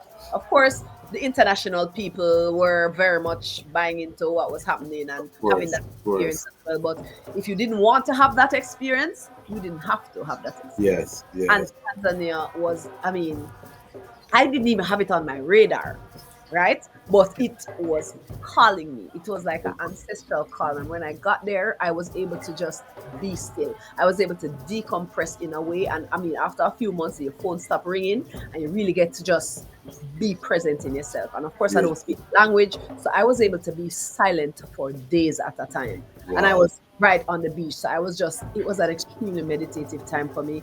A lot of reflection, a lot of deep shadow work, a lot of moving things out, a lot of incorporation, a lot of integration of a lot of the work that I had been doing and the things I'd been reading and the things I'd been practicing and promoting. I got to do that work on myself. That whole note to self process that I was about to share, I got to do it on myself. And at the time, I was able to build a self-development program that I called Note to Self as well, and share it with the community. And I did, I was able to connect with some youths over there who own their own production company. And the first day I landed, they called me, Jah9, you're here, we have this and you need to come and we'd love to have you. And they just facilitated so much. Like, it was just, the arms just opened and just made it very clear that this is where we need to be. This is where we need to be, And short version, wrapping it up, I was able to really soften and reconnect with myself as Jah9 and be in a place where nobody knew who I was, and I didn't have to put on my masculine. I could just be soft and just be myself, because everyone was soft. Nobody was aggressive. Nobody was trying to force themselves into my space. I really got to just, shed so much and grieve for parts of myself that I had really just neglected for many, many years, and just be a girl, just be a girl again and meet people and fall in love with myself and fall in love with others. And, you know, when you let that happen, then that's how the youths come. That's how the youths come. Yeah. Okay. So yeah, that's a short version. And yeah, and so after that work, what I really tried to do, because as I said, I wasn't prepared to be there. I didn't get to. It has always been my intention to live in Africa, to own land in Africa, to have African children. My mother reminded me that I made those declarations when I was 12. Okay, so you manifest the word song. I was able to manifest it without even intentionally like putting my hands on the work to do it. Is it a Tanzanian brethren that is the father? Yes. Okay. Tanzanian brethren, Tanzanian community of sisters, my village, my Tanzanian sisters.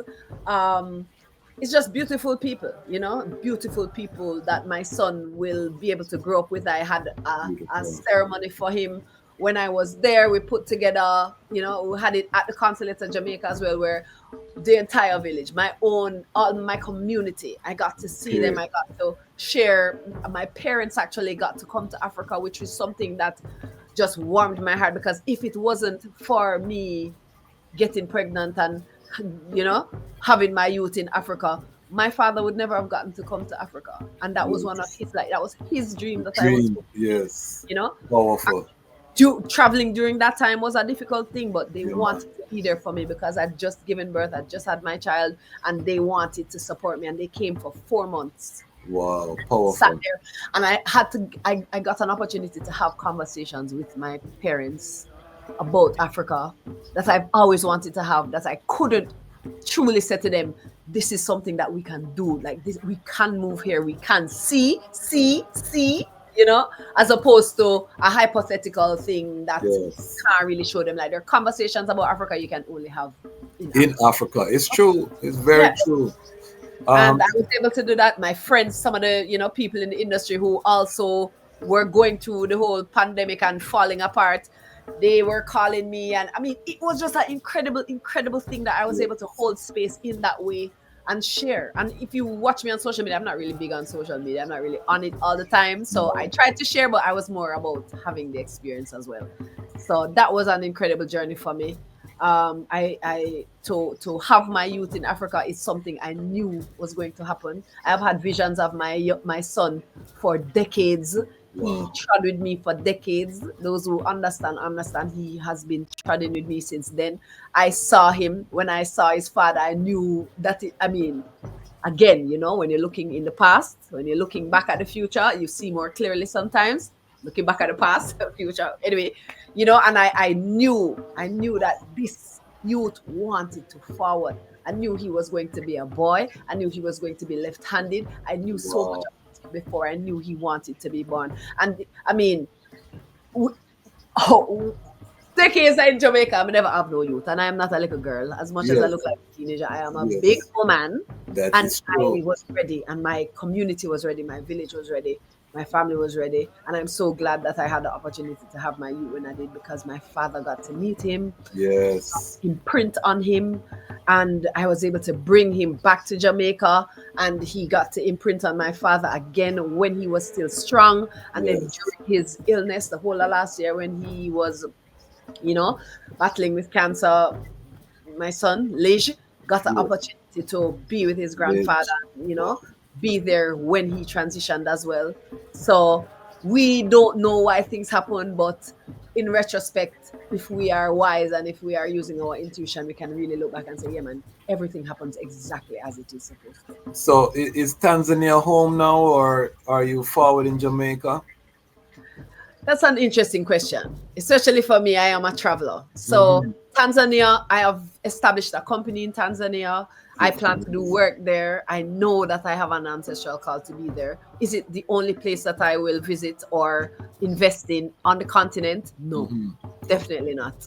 But Tanzania is where my son chose to be born, which means that it is important. And Tanzania is a powerful space, you know, like the Nile, the Kilimanjaro, the Serengeti, Ngorongoro crater. These are powerful places. So I know that I will Julius Nyerere, one of the founding fathers. Yeah. I mean, so much could be said. Are you still with the Lily's father? Are you still together? Am I? Yeah. No, I am not. I am not with him because I am here in Jamaica. Okay. And a lot of times and this is a conversation that I want to have with the community as well, because a lot of times we want things to work a particular way, and when they don't work, we judge ourselves, and there is shame, and there is all of these things. But we have to understand sometimes that when you meet someone, you meet someone for a purpose. And I grew up in a traditional home. My mother and father have been married for 50 years. My sister is married, all of the auntie them, everybody married. So me now, born and you're unmarried and you're having a child. Well, that is not married, bring the baby them. Yes. So, and a lot of times when the ones fall short, because you're already married, you end up staying in situations that are really, really toxic sometimes. And I know women who are in marriages that they are single parents. They are very much single parents. And vows don't mean anything to some of these virgins and some of these sisters as well. So for me, this virgin that I chose to have my child with is somebody that this is somebody that is a good father. This is somebody that has all of the potential to be the thing that I see in him. Yes. And a lot of times we are with people for their potential. And my friends would always warn me, Jah9, please don't bother with the projects again. Oh my gosh. But I was the place I was in my heart, in my mind. Yes. It might have been a vulnerable time for me because I was alone, and I was more inclined to be open. But that openness brought this incredible little youth into the world. And so I honor this man because he made me a mother.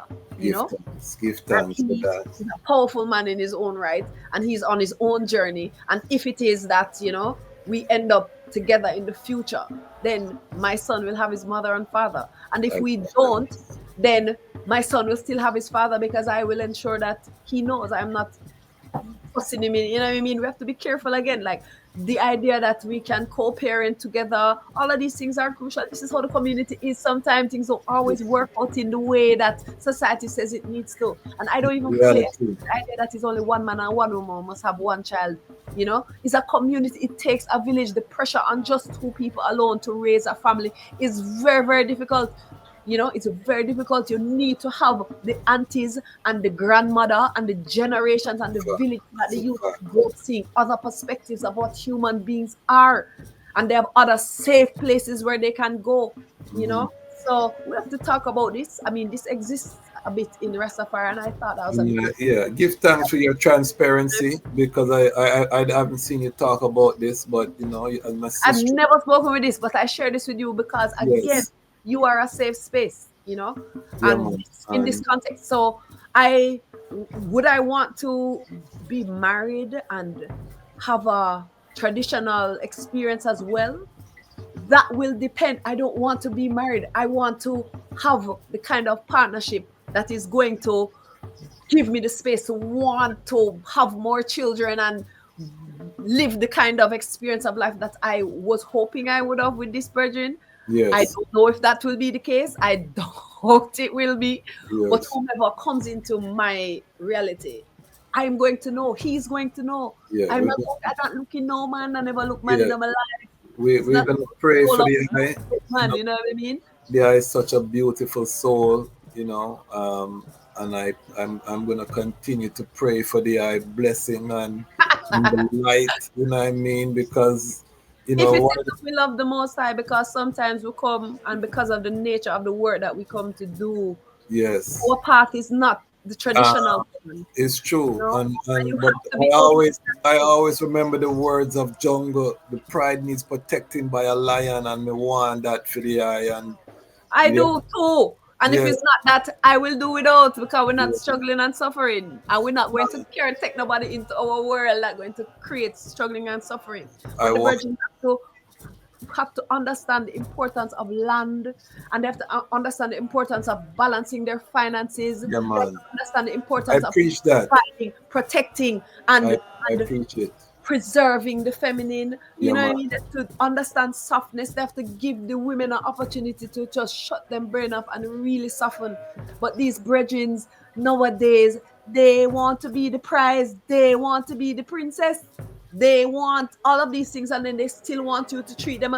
It's a very interesting thing, you know. And these women, it's very transactional. So Yes. I'll segue with that into why I have come forward with this new brand of music. I want to speak Talk to her about it. very Cause me specific. see you double on the sexy side. I'm say, all right, Jah9. Yeah. All of it did it too. All I did it too. And all of it has always been a part of me. But those things that I would protect my virgins from, I'm not protecting anyone. I'm not sacrificing any part of myself now. I'm being fullness of myself, because the women need to see that. They need to see that it's okay to be soft and feminine and sensual, because this is what the feminine is. It's not about the external. It's about how you feel when you are safe, when you're made to be. And I mean, as a married man, you know, there are aspects of your woman that you will see that people would never know, say she could have gone. So It's true. it's for you, right? The marriage bed is sacred. The marriage bed is sacred. sacred. It is sacred. The home is sacred. How your daughters see you playfully move around your woman. These are the things that are going to help them to make better choices with men. Yes. You understand? You need to see that. Women need to know that it is safe to do that. And the women are already like that, you know. And when you subdue those parts of yourself, that's how you get reproductive health issues. True. Because you are darkening your own space. It's true. And that's how you attract some of these brethren who they will be the woman in the relationship, because you are so firm and so you end up with a soft man who you have to take care of. But soften, like, do your work, sisters. Do your work. Understand yourself. Love yourself, because it is in the loving upon yourself and the self-care and the self-love that a man will see that you value yourself. If you value yourself, then I should value you.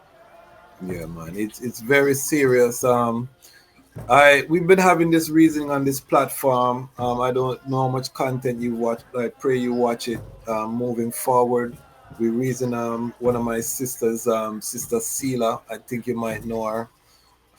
She's she's doing the vlogging, and she might pop out in that song, and she'll do her thing. Oh yes, my sister Sela. And then we have the other side. Some of the older sisters that are saying, boy, they want to bring forward the more modest dressers or Rastafari sistering. And so we've been having this reasoning on the platform in terms of the spectrum, because a lot of the younger sistering, you will see them step out in a pants, they might be in a tights, they might, you know what I mean? And I see the eye more gravitating to that side now. Do you think that there's still a place for some of where the older sistering traditional, and maybe if we style it the right way, how you see the balance, between? Okay. Yeah. So you can't talk about styling and you don't talk about the build of these women. You see, me as a slimmers, I will get away with things that some of my elder sisters can't get away with, because they are built structurally solid, right? Yes. And so when I think about that, I think about my beautiful, like, Auntie Mitzi. Auntie Mitzi is always so well put together, but Auntie Mitzi cannot hide. You understand what I'm saying? And so some of these women, they are just so well proportioned that you can't hide. Them have on the long skirt and it's not tight, but you can't hide. Me now, I have on a skirt and I turn into, you don't know what's going on under my clothes, right? But if you happen to catch me at a river, a different Jah9, because I have on as little as possible, because I'm trying to get black in the sun, and I'm trying to make sure the sun catch all of me. You understand? And for some women, liberation for them is modesty, and for others, liberation for them is nakedness. And especially for those of us who gravitate to the continent, there are many Eurocentric standards that we have adopted that are not necessarily a testament to righteousness, in the same way you spoke about what righteousness is. And for me, I am not, as I said, I'm not out there teaching Rastafari, right? You listen to New Name, you take what you need from it. Me, Yes. and remember my foundation, I didn't grow up with Rasta parents. Yes. Right? Yes. I Yes. grew up and I gravitated to His Majesty. And I love a man who let a woman be herself.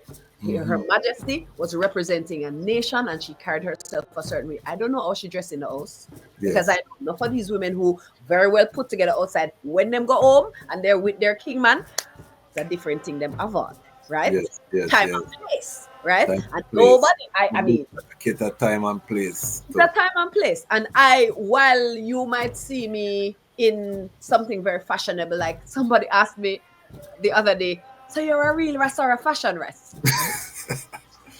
And that's such an irritating question. I decided, I'm like, I'm both, right? Okay. Because style, if you look at my king was very Yeah, much stylish. Yeah, man. different. What you mean? So We all are presentation is crucial, fashion. and especially because of the work that I do, it is Yes. very important that I present myself in a particular way to be taken seriously. If Yes. if I want to go and be a farmer, when I decide I'm no longer singing and dancing on stage for people and I'm in the farm, I will look a different way. And when my husband finds me and we are living in our tucked away off the grid place or however that manifests, Yes. he will get a different version of me. He will see a truer version of my feminine as well, Yes, because he will yes. inspire that. But we need to take all these limitations off of the sisters and allow them to be themselves. And right now, the message is so much greater than just preaching to Rasta people. It is a matter of right now, there's a crucial thing happening. Men don't like women. Women don't truly like men. Right? Yes, They are yes. all transacting, Yes, and the yes. conversation, you hear it in the music, you hear it in the conversations. People are singing about sex, they are not singing about love. Love, There yeah. are no love songs. And you can go outside and you have your fists in the air, but when you go home, you are the bane of some woman's existence. And I know because a lot of the brethren who are so awesome and you see them and you call their names and they're so incredible, women come to me, I can't believe that you're friends with that man. How come did you know that he used to beat whatever? And did you know that? Yes. God. You're We're like, we're going to be doing a series on domestic violence on this platform of some Yes. disturbing things. Yeah, man, and them thing that them for talk about, and they're quick to judge who is doing what and whatever. And I have been on the receiving end of slander because I am not out here talking about my business, Yeah, right? I heard some slander, and I was one of the people that saying a foolishness because I'm Right, but there's so many in the community who are quick to believe and quick to judge. Why? Because you fear what you do not understand. I know there are Rasta men who, because I used to wear clocks, man alone for wear clocks. I mean, just some silly little things because they are not reading, Yes. because they are not informing themselves with the words of His Majesty. So they are caught up in folly. Mm-hmm. And we can't endorse any of the folly. It is ridiculous. I burn it out. I'm anti loosey goosey on this platform. I say that the movement has been infiltrated by this loosey goosey masquerading under irids. Because of irids, you're late to everything. You can't be dependable because So I'm very anti And the this kind of- begging. Let's Yeah. talk about some of those things because they come down on the women for whatever. These men are unwilling sometimes to lift their hand to feed themselves. You feel like some of the artists, and I've heard male Rasta artists talk about this, like they don't want to go certain places because of the begging. Wow. And it's like you know them just assume that because you're an artist you have it, and if you have it and you don't give them, boy, Our man begging Jah9. Our man coming up today, I am begging the money. Yes. Wow. Jamaica say it's not so. They are foreign. You are on. I mean, this is not like every day. First of all, I'm not really in the streets, right? So, but when it does happen, let me calm down. You don't know what to do. You don't know what to do because you're like. But then again, it's a sad situation. Because you look, for me, especially because I have held Rastafari in such high regard, and I know so many who are like at the pinnacle of masculinity in my mind. When I see the lumping, right, not just of Rastafari, but of mankind in general, some of whom happen to have locks on them head, it really reminds me that is where they want to be, because there are people who have climbed out of squalor and made so much of themselves. And then there are those who are so comfortable with their hands out that they would rather curse you than use them hand. Them have two solid hand and foot, them strong, them have all of the energy to curse and talk about the oppressor and who holding them down and who holding them back, and yet they would never diversify their skill set. They would never spend the time that they have on social media going and learning a new skill, preparing and future proofing themselves. I mean, there has never been a better time to be a black person in the world than now. There has never been a better time. I agree. So every opportunity you think you don't have, it is because you are not looking hard enough, right? And every time, I mean, I am out here working to provide for my family and to set a foundation, because we're not waiting on a husband to find us. We're doing the work as well, right? We're doing the work and we're setting the foundation. And this is what I want my sisters to do as well. Like, go and do the work. Stay soft, but do the work, right? So that no man can have you under no ball and chain and say, oh, you stay at home and persecute you for being a good woman, while they're out there in the streets with all different type of the same woman who they're telling you not to be, right? But I digress. It is really, really important that as a community, the Rastafari ones hold each other accountable. Right? They have to. And you know that one who you see him, he has not made any progress for the past 3 decades, and you feel it is the responsibility of the movement to take it. No. Why? He is not mentally ill. Right? There is no, they're not out there beating Rasta in the streets anymore. Why are you not doing anything for yourself? These are the things, and I get a little agitated when I talk about this, because I remember when I went to the UK a couple of years ago for the City Splash, I was invited to speak to the Rastafari sisters, and I mentioned some of these things, and there were women who were, like you said, the fully clothed out there, and then there were another couple on the thing who had some piercings and some lashes and some, and it was really cool to see them all together in the space, and I started talking about these issues. And I remember everybody, without fail, once we started to talk about the virgins and their expectations and the way that they deal with women and all of that, we were in one accord. Wow. And so it really is a testament to the failings of this movement that is supposed to be for the liberation of people, that it is so oppressive against the women, when Rastafari himself, His Majesty, was for the ladies. I make a distinction between Rastafari and Rasta, because I'm not a Rasta. Big up every Rasta, but my thing is not a shortcut thing. You know what I mean? And I see Rasta do things I never see Rastafari do, because I can't tell you what to do as Rasta, but I tell people Rastafari is a levity. Rastafari Makonin live is true and living. Now I can start to separate and say that is not Rastafari. I mean, never see Rastafari do the things where you are do. So don't put that in a Rastafari levity. And this is a big reasoning right now, because some people like the culture of Rasta that came from Jamaica, that they don't really love the emperor. They don't really sight up divinity. They don't know him exactly. So it's really the culture, the swag, the Bob Marley, the this, the that attract them, you know what I mean? And this is why, cause even a lot of my brethren in Jamaica, when I'm there, they want 2 wives, or and I don't see them can manage one, you know what I mean? But them want 2, and these Listen, even that conversation, you see, going to Africa and observing like the Muslim culture, it was such an education for me, because a lot of my virgins, or a few of my virgins, will quote to me the scriptures that talk about the time when man got scarce and man got have to take care of more than one. And it's like, even within that conversation, the punchline is that the man will have to take care of these women. That is it. It's a rich man. Take care of them in their bed. It is take care of them. He's a wealthy man. So if you are not striving to be a wealthy man, and the virgins who want to have that kind of lifestyle, or who believe that they should be among those, it means that in their earlier years, they should not be careless, basically. They should be securing their financial future, knowing that they want to have more than one woman. right? And if, because trust me, you have some virgins out there in the world, you know, right? And I talk to you very plainly because, you know, Yes. we never talked before. And if you've never spoken to me, you don't know me, right?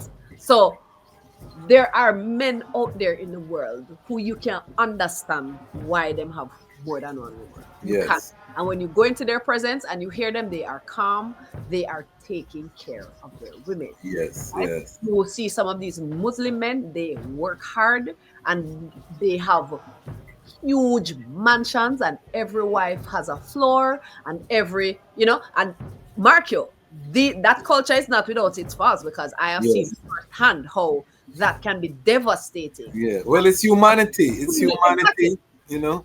And that can create a lot of Yeah. generational trauma too, you know. Yes. Some Yes. of the things I Well, learned I from mean, it's all throughout Africa. It's not just the Muslim them. You know, when you no, go it to the is not. chiefs and you It's throughout see, the world. It's yeah, throughout throughout the the world. world, there are And it's more not just women. black people. No, it's not. Understand? It's That not. is what, and that is why, my brother, I am doing this new approach. This is what I was convicted to do. This is what came to me when I was on the continent, that Right. you need to come home and do a different version of the message. You need to refine this message and make it very pointed. It's not about who is Rasta and who is not Rasta anymore. This is now about man and woman. And we Okay. have to create a platform where the brethren feel safe and the sisters feel safe, and find an individual. And I think because of the work I have done, my brethren are safe with me. My sisters, I am trying now to show them that I see you, my sister. I see you Yes. with your batirada and your false hair and your lashes. And I think that you are beautiful. And I think that you have so much to offer. And I know some long skirt wearing rapid women who are the worst humans I have met. I am telling Yes. you. Yes. So we're not even just, you know, setting some fire on the virgins. The sisters there are right there too. They operate from a place of scarcity as well, and Trauma. they have Trauma. no love. They are not loving. They are not Yes. feminine. Them could have wear the long skirt little more. They are It's trauma. dangerous.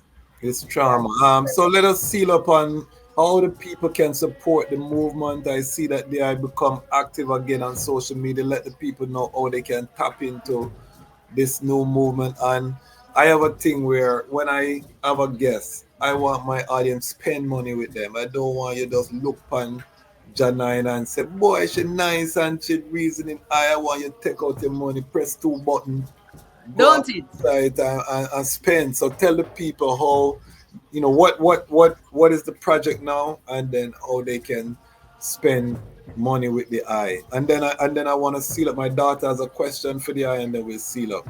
Okay. Well, right now you can go to Jah9.com. Of course, you can buy the merchandise. I have projects that are coming on stream in the coming months of this year that will be community building projects. Okay. I want to have a subscription based model where I have these conversations in a more intentional space. And the Note to Self program that we did in 2020, we are revising it, revitalizing it. It won't be free this time. We spent thousands of dollars out of pocket to make it Yes. work the last time. We're not going out of pocket again this time. Yes, yes. So if you want to be a part of it, we definitely want you to. It might be donation based for some things. It might be, you know, you purchase certain things like workbooks and so on, because we're spending a lot of time on them, right? I am using my education to serve my community. So we're going to do that work together and in a safe space. Those who want to do the work. So to continue to evolve. So just watch the space, you know, watch the Instagram space, watch the Jah9.com space, go to Jah9.com, subscribe so that you can get onto our newsletter space and see what's happening. I admittedly don't have enough opportunities for people to spend money with me. It's true. Yes. But, you know, And we I want to refine that as well. I want you to use her as a resource, as a big brother. You know, tell us we have things to talk about off the air. Yeah, man, Definitely. because Definitely. you know, I'm an attorney, but also, you know, I learn a lot doing the Jamaica Music Conference, and right now Music don't really make money. You really have to diversify now, because if you but this is what I'm getting to is I have a system called the creative ecosystem. You know, because as you say, it's products and services that really, you know, the music is the soundtrack. that drives the community. But and this is, it's really content creation right now. That is thing on the subscription service. So I know you're already tapped into what, because that's what I'm building here as well.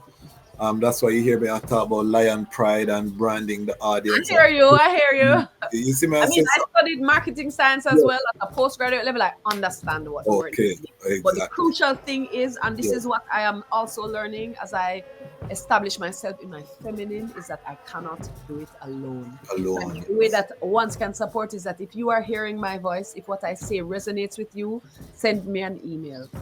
And I want to connect with people, not people who are begging favors or people who need me to give them something. But if you feel like you can contribute in this way, because what has happened is a lot of times you pour into young people, you pour into people, you want to build with them, but after a time they take what they need from you and they move on. Whether it is amicably or, in whatever way, and there's no paying it forward.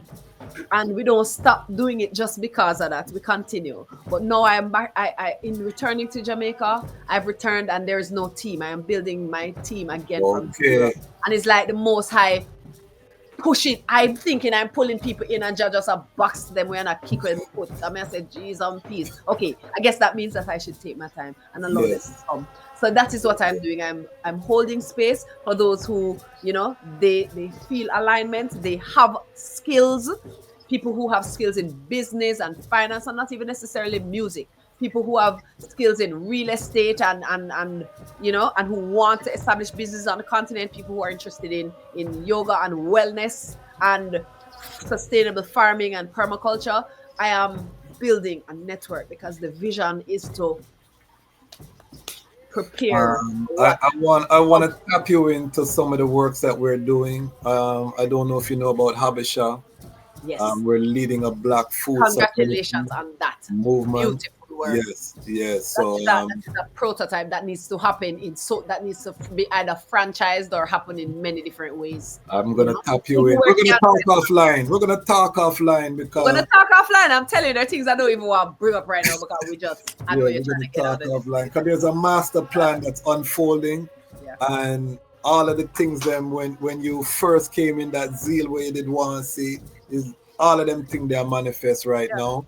So we'll talk about, and there's so much synchronicity, and that is the thing. There are so many people who are like yourself who want to see the same things happen and are doing their own little things in their own areas. And what we need is a space where we can all see, where there's transparency and we can do things together. And that's why things like the blockchain are so crucial, because it forces you into a transparent space where it's not just keeping it up and putting up a front like you're trying to do something together, but really and truly you're taking 80% of it for yourself.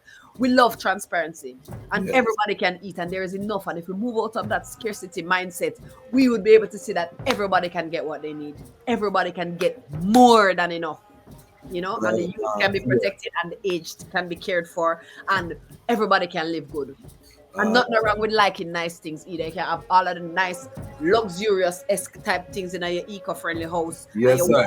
You know what I mean? Luxury. Yeah, man. I thought luxury. We're coining that phrase. Redefining luxury, exactly. Yeah, man. I thought luxury. And we like nice things. And we like cleanness and hygiene. A man must smell good. A woman must be able to wear natural fabrics and cotton and linen and these things that are expensive, but they're high-vibration fabrics. All of these. Yeah, man, all them something there. So give thanks. I'm gonna call my daughter. This is my firstborn. She kind of look like I, very beautiful. So come and ask a question. Let's see. Introduce yourself to the Lion Pride family. Hello there. Greetings. Hi. How are you? I am giving thanks. How are you? I'm okay. I'm good. Okay, my question was, how do you maintain your mindset and your consciousness in like a society of so much dysfunction and just a lot of things going on all the time? I try to balance my online and my offline.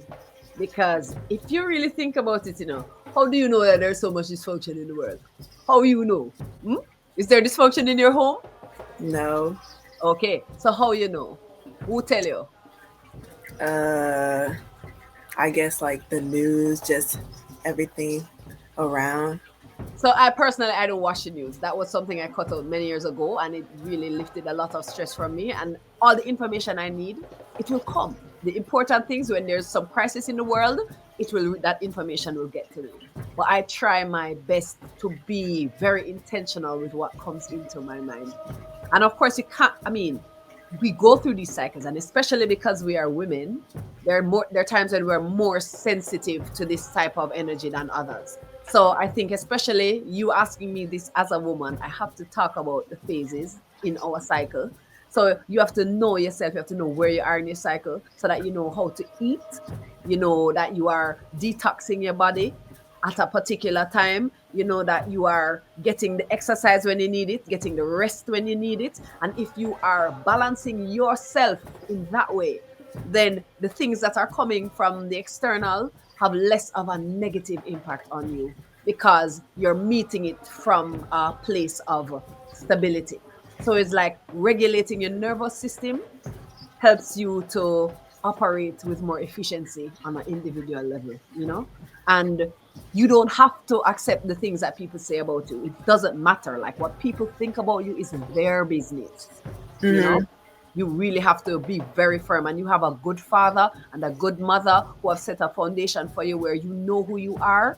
Be firm in that, and don't let self-doubt and imposter syndrome invade. And when it does, don't dwell there, don't live there. Remember who you are. Thank you so much. I really liked your answer. Good. Respect. What is your name? Yeah. What's your full name? Get them the full name, the power. Asantua Sewa Bantu. Yeah, Asantewa Sewa Batu. Bantu. Beautiful. Beautiful. Give thanks for your question. Thank you. Have a good night. You too. No respect. Give thanks, give thanks. Lion Pride family, I don't have a Lamborghini. I don't have a Rolex. I burn Versace to ashes.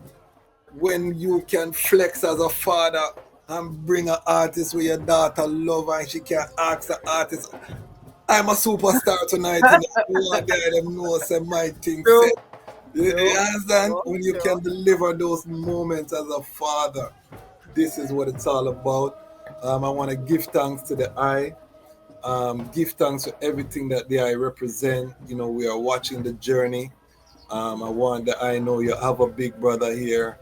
I appreciate that more than you know. Yeah, man, and tap in.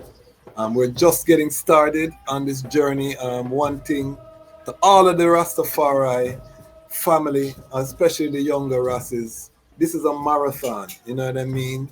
We all go through that zeal. We all go through the disillusionment. We all have to find our grounding, our why in this trad. And when you find that and you pursue your purpose, there's no sweeter trad on this planet than this trad, me I tell you, I them. And I would be a liar if I say Kadamawi Haile Selassie ever fail. I would be an outright liar.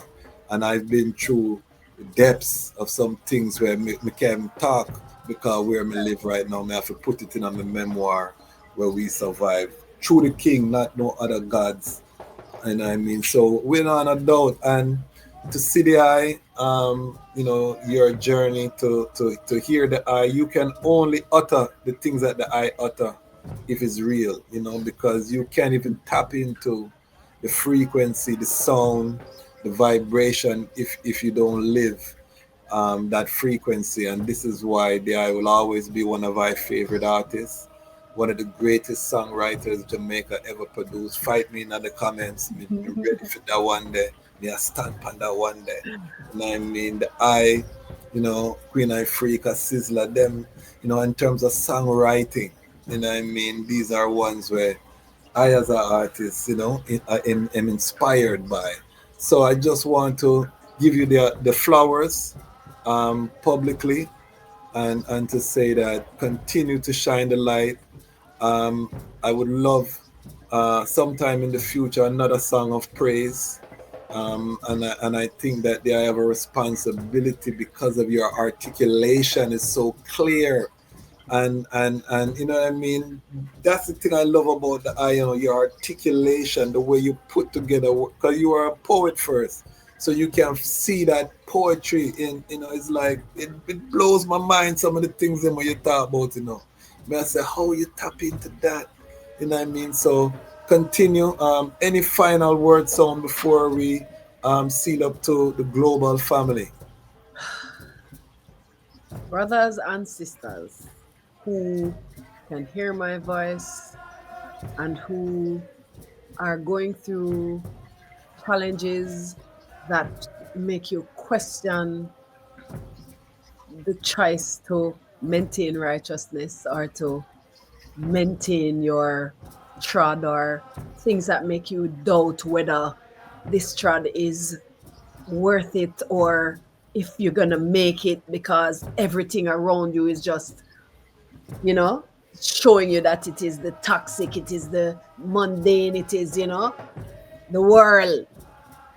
When that moment comes, just remember all of this reality is in your head. It is you. It is what you think in your mind. It is you that determines what you focus on. And when you breathe deeply, when you empty out all of the noise and you really be present in your moment and you tap into the sound of your heart and the workings of your body, you will realize how much you have to be grateful for. You have all of the solutions. I don't have the solutions for you. You have the problems because those are the things that you need to overcome. Those are the things you came into this trod even without knowing. You've created your challenges so that they will lead you to where you need to be. Embrace everything. In everything, give thanks. Do not be afraid. Be confident. Step forward with confidence. Operate off of a principle of love. Do not let people who don't know what they're doing derail you from what you know you need to do. And just speak the truth. Yeah. Mighty. Put your 5 favorite Jah9 songs in the comment section. Let me hear. You heard my 5. I don't think you can top that, but you can try. Again, if you don't believe that Jah9 is one of the greatest, fight me in the comments. We're ready. We have time for this. Battlefield. But give thanks for telling your story. The time has come. All of the family tune in, tap in. We're just getting started. Why? Because the time has come for the lions to tell our own story. And this is the lion's voice. Ras Tafari. Haile. Lion voice.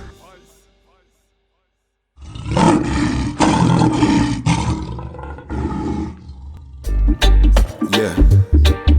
Ras Tafari. Emperor Haile Selassie the first. Tell the people about embrace many. Well, even if the stars they fall and the moon turn into blood, well, to the coming war we stand tall. I will shower you with my love. And even when the people start ball, cause they see the city streets them flood. But when the hurricane blow down their wall, I'll be by your side and me now but think I found the love of a lifetime. I love you every day or the night time. Almighty, I made your light shine, and unto I, your love was a lifeline. Think I found the love of a lifetime. I love you every day or the night time. Almighty, I made your light shine, and unto I, that light was a lifeline. It seems like the world is upside down. I will never hide, I'd rather stand my ground. Lion of Judah blessed with the triple crown. Can't come fool I with no circus clown. Now fear no hurricane or the cyclone. Respect for Mama Earth with that embedded on me bone.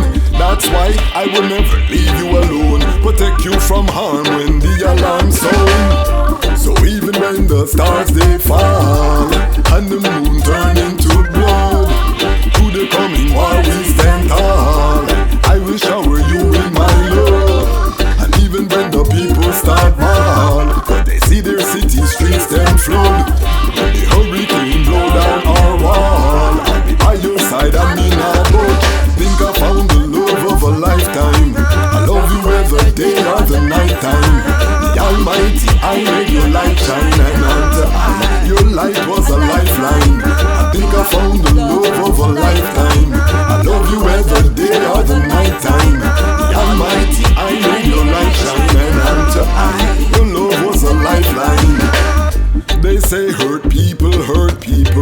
Maybe that's why Babylon them so evil.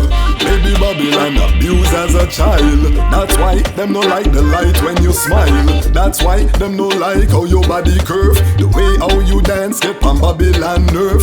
Them no know how the Almighty you serve. Want to be a queen, so a king you deserve. And I'll be by your side when things get worse. When the city flood cause the dam just burst. When you can depend on no state or church.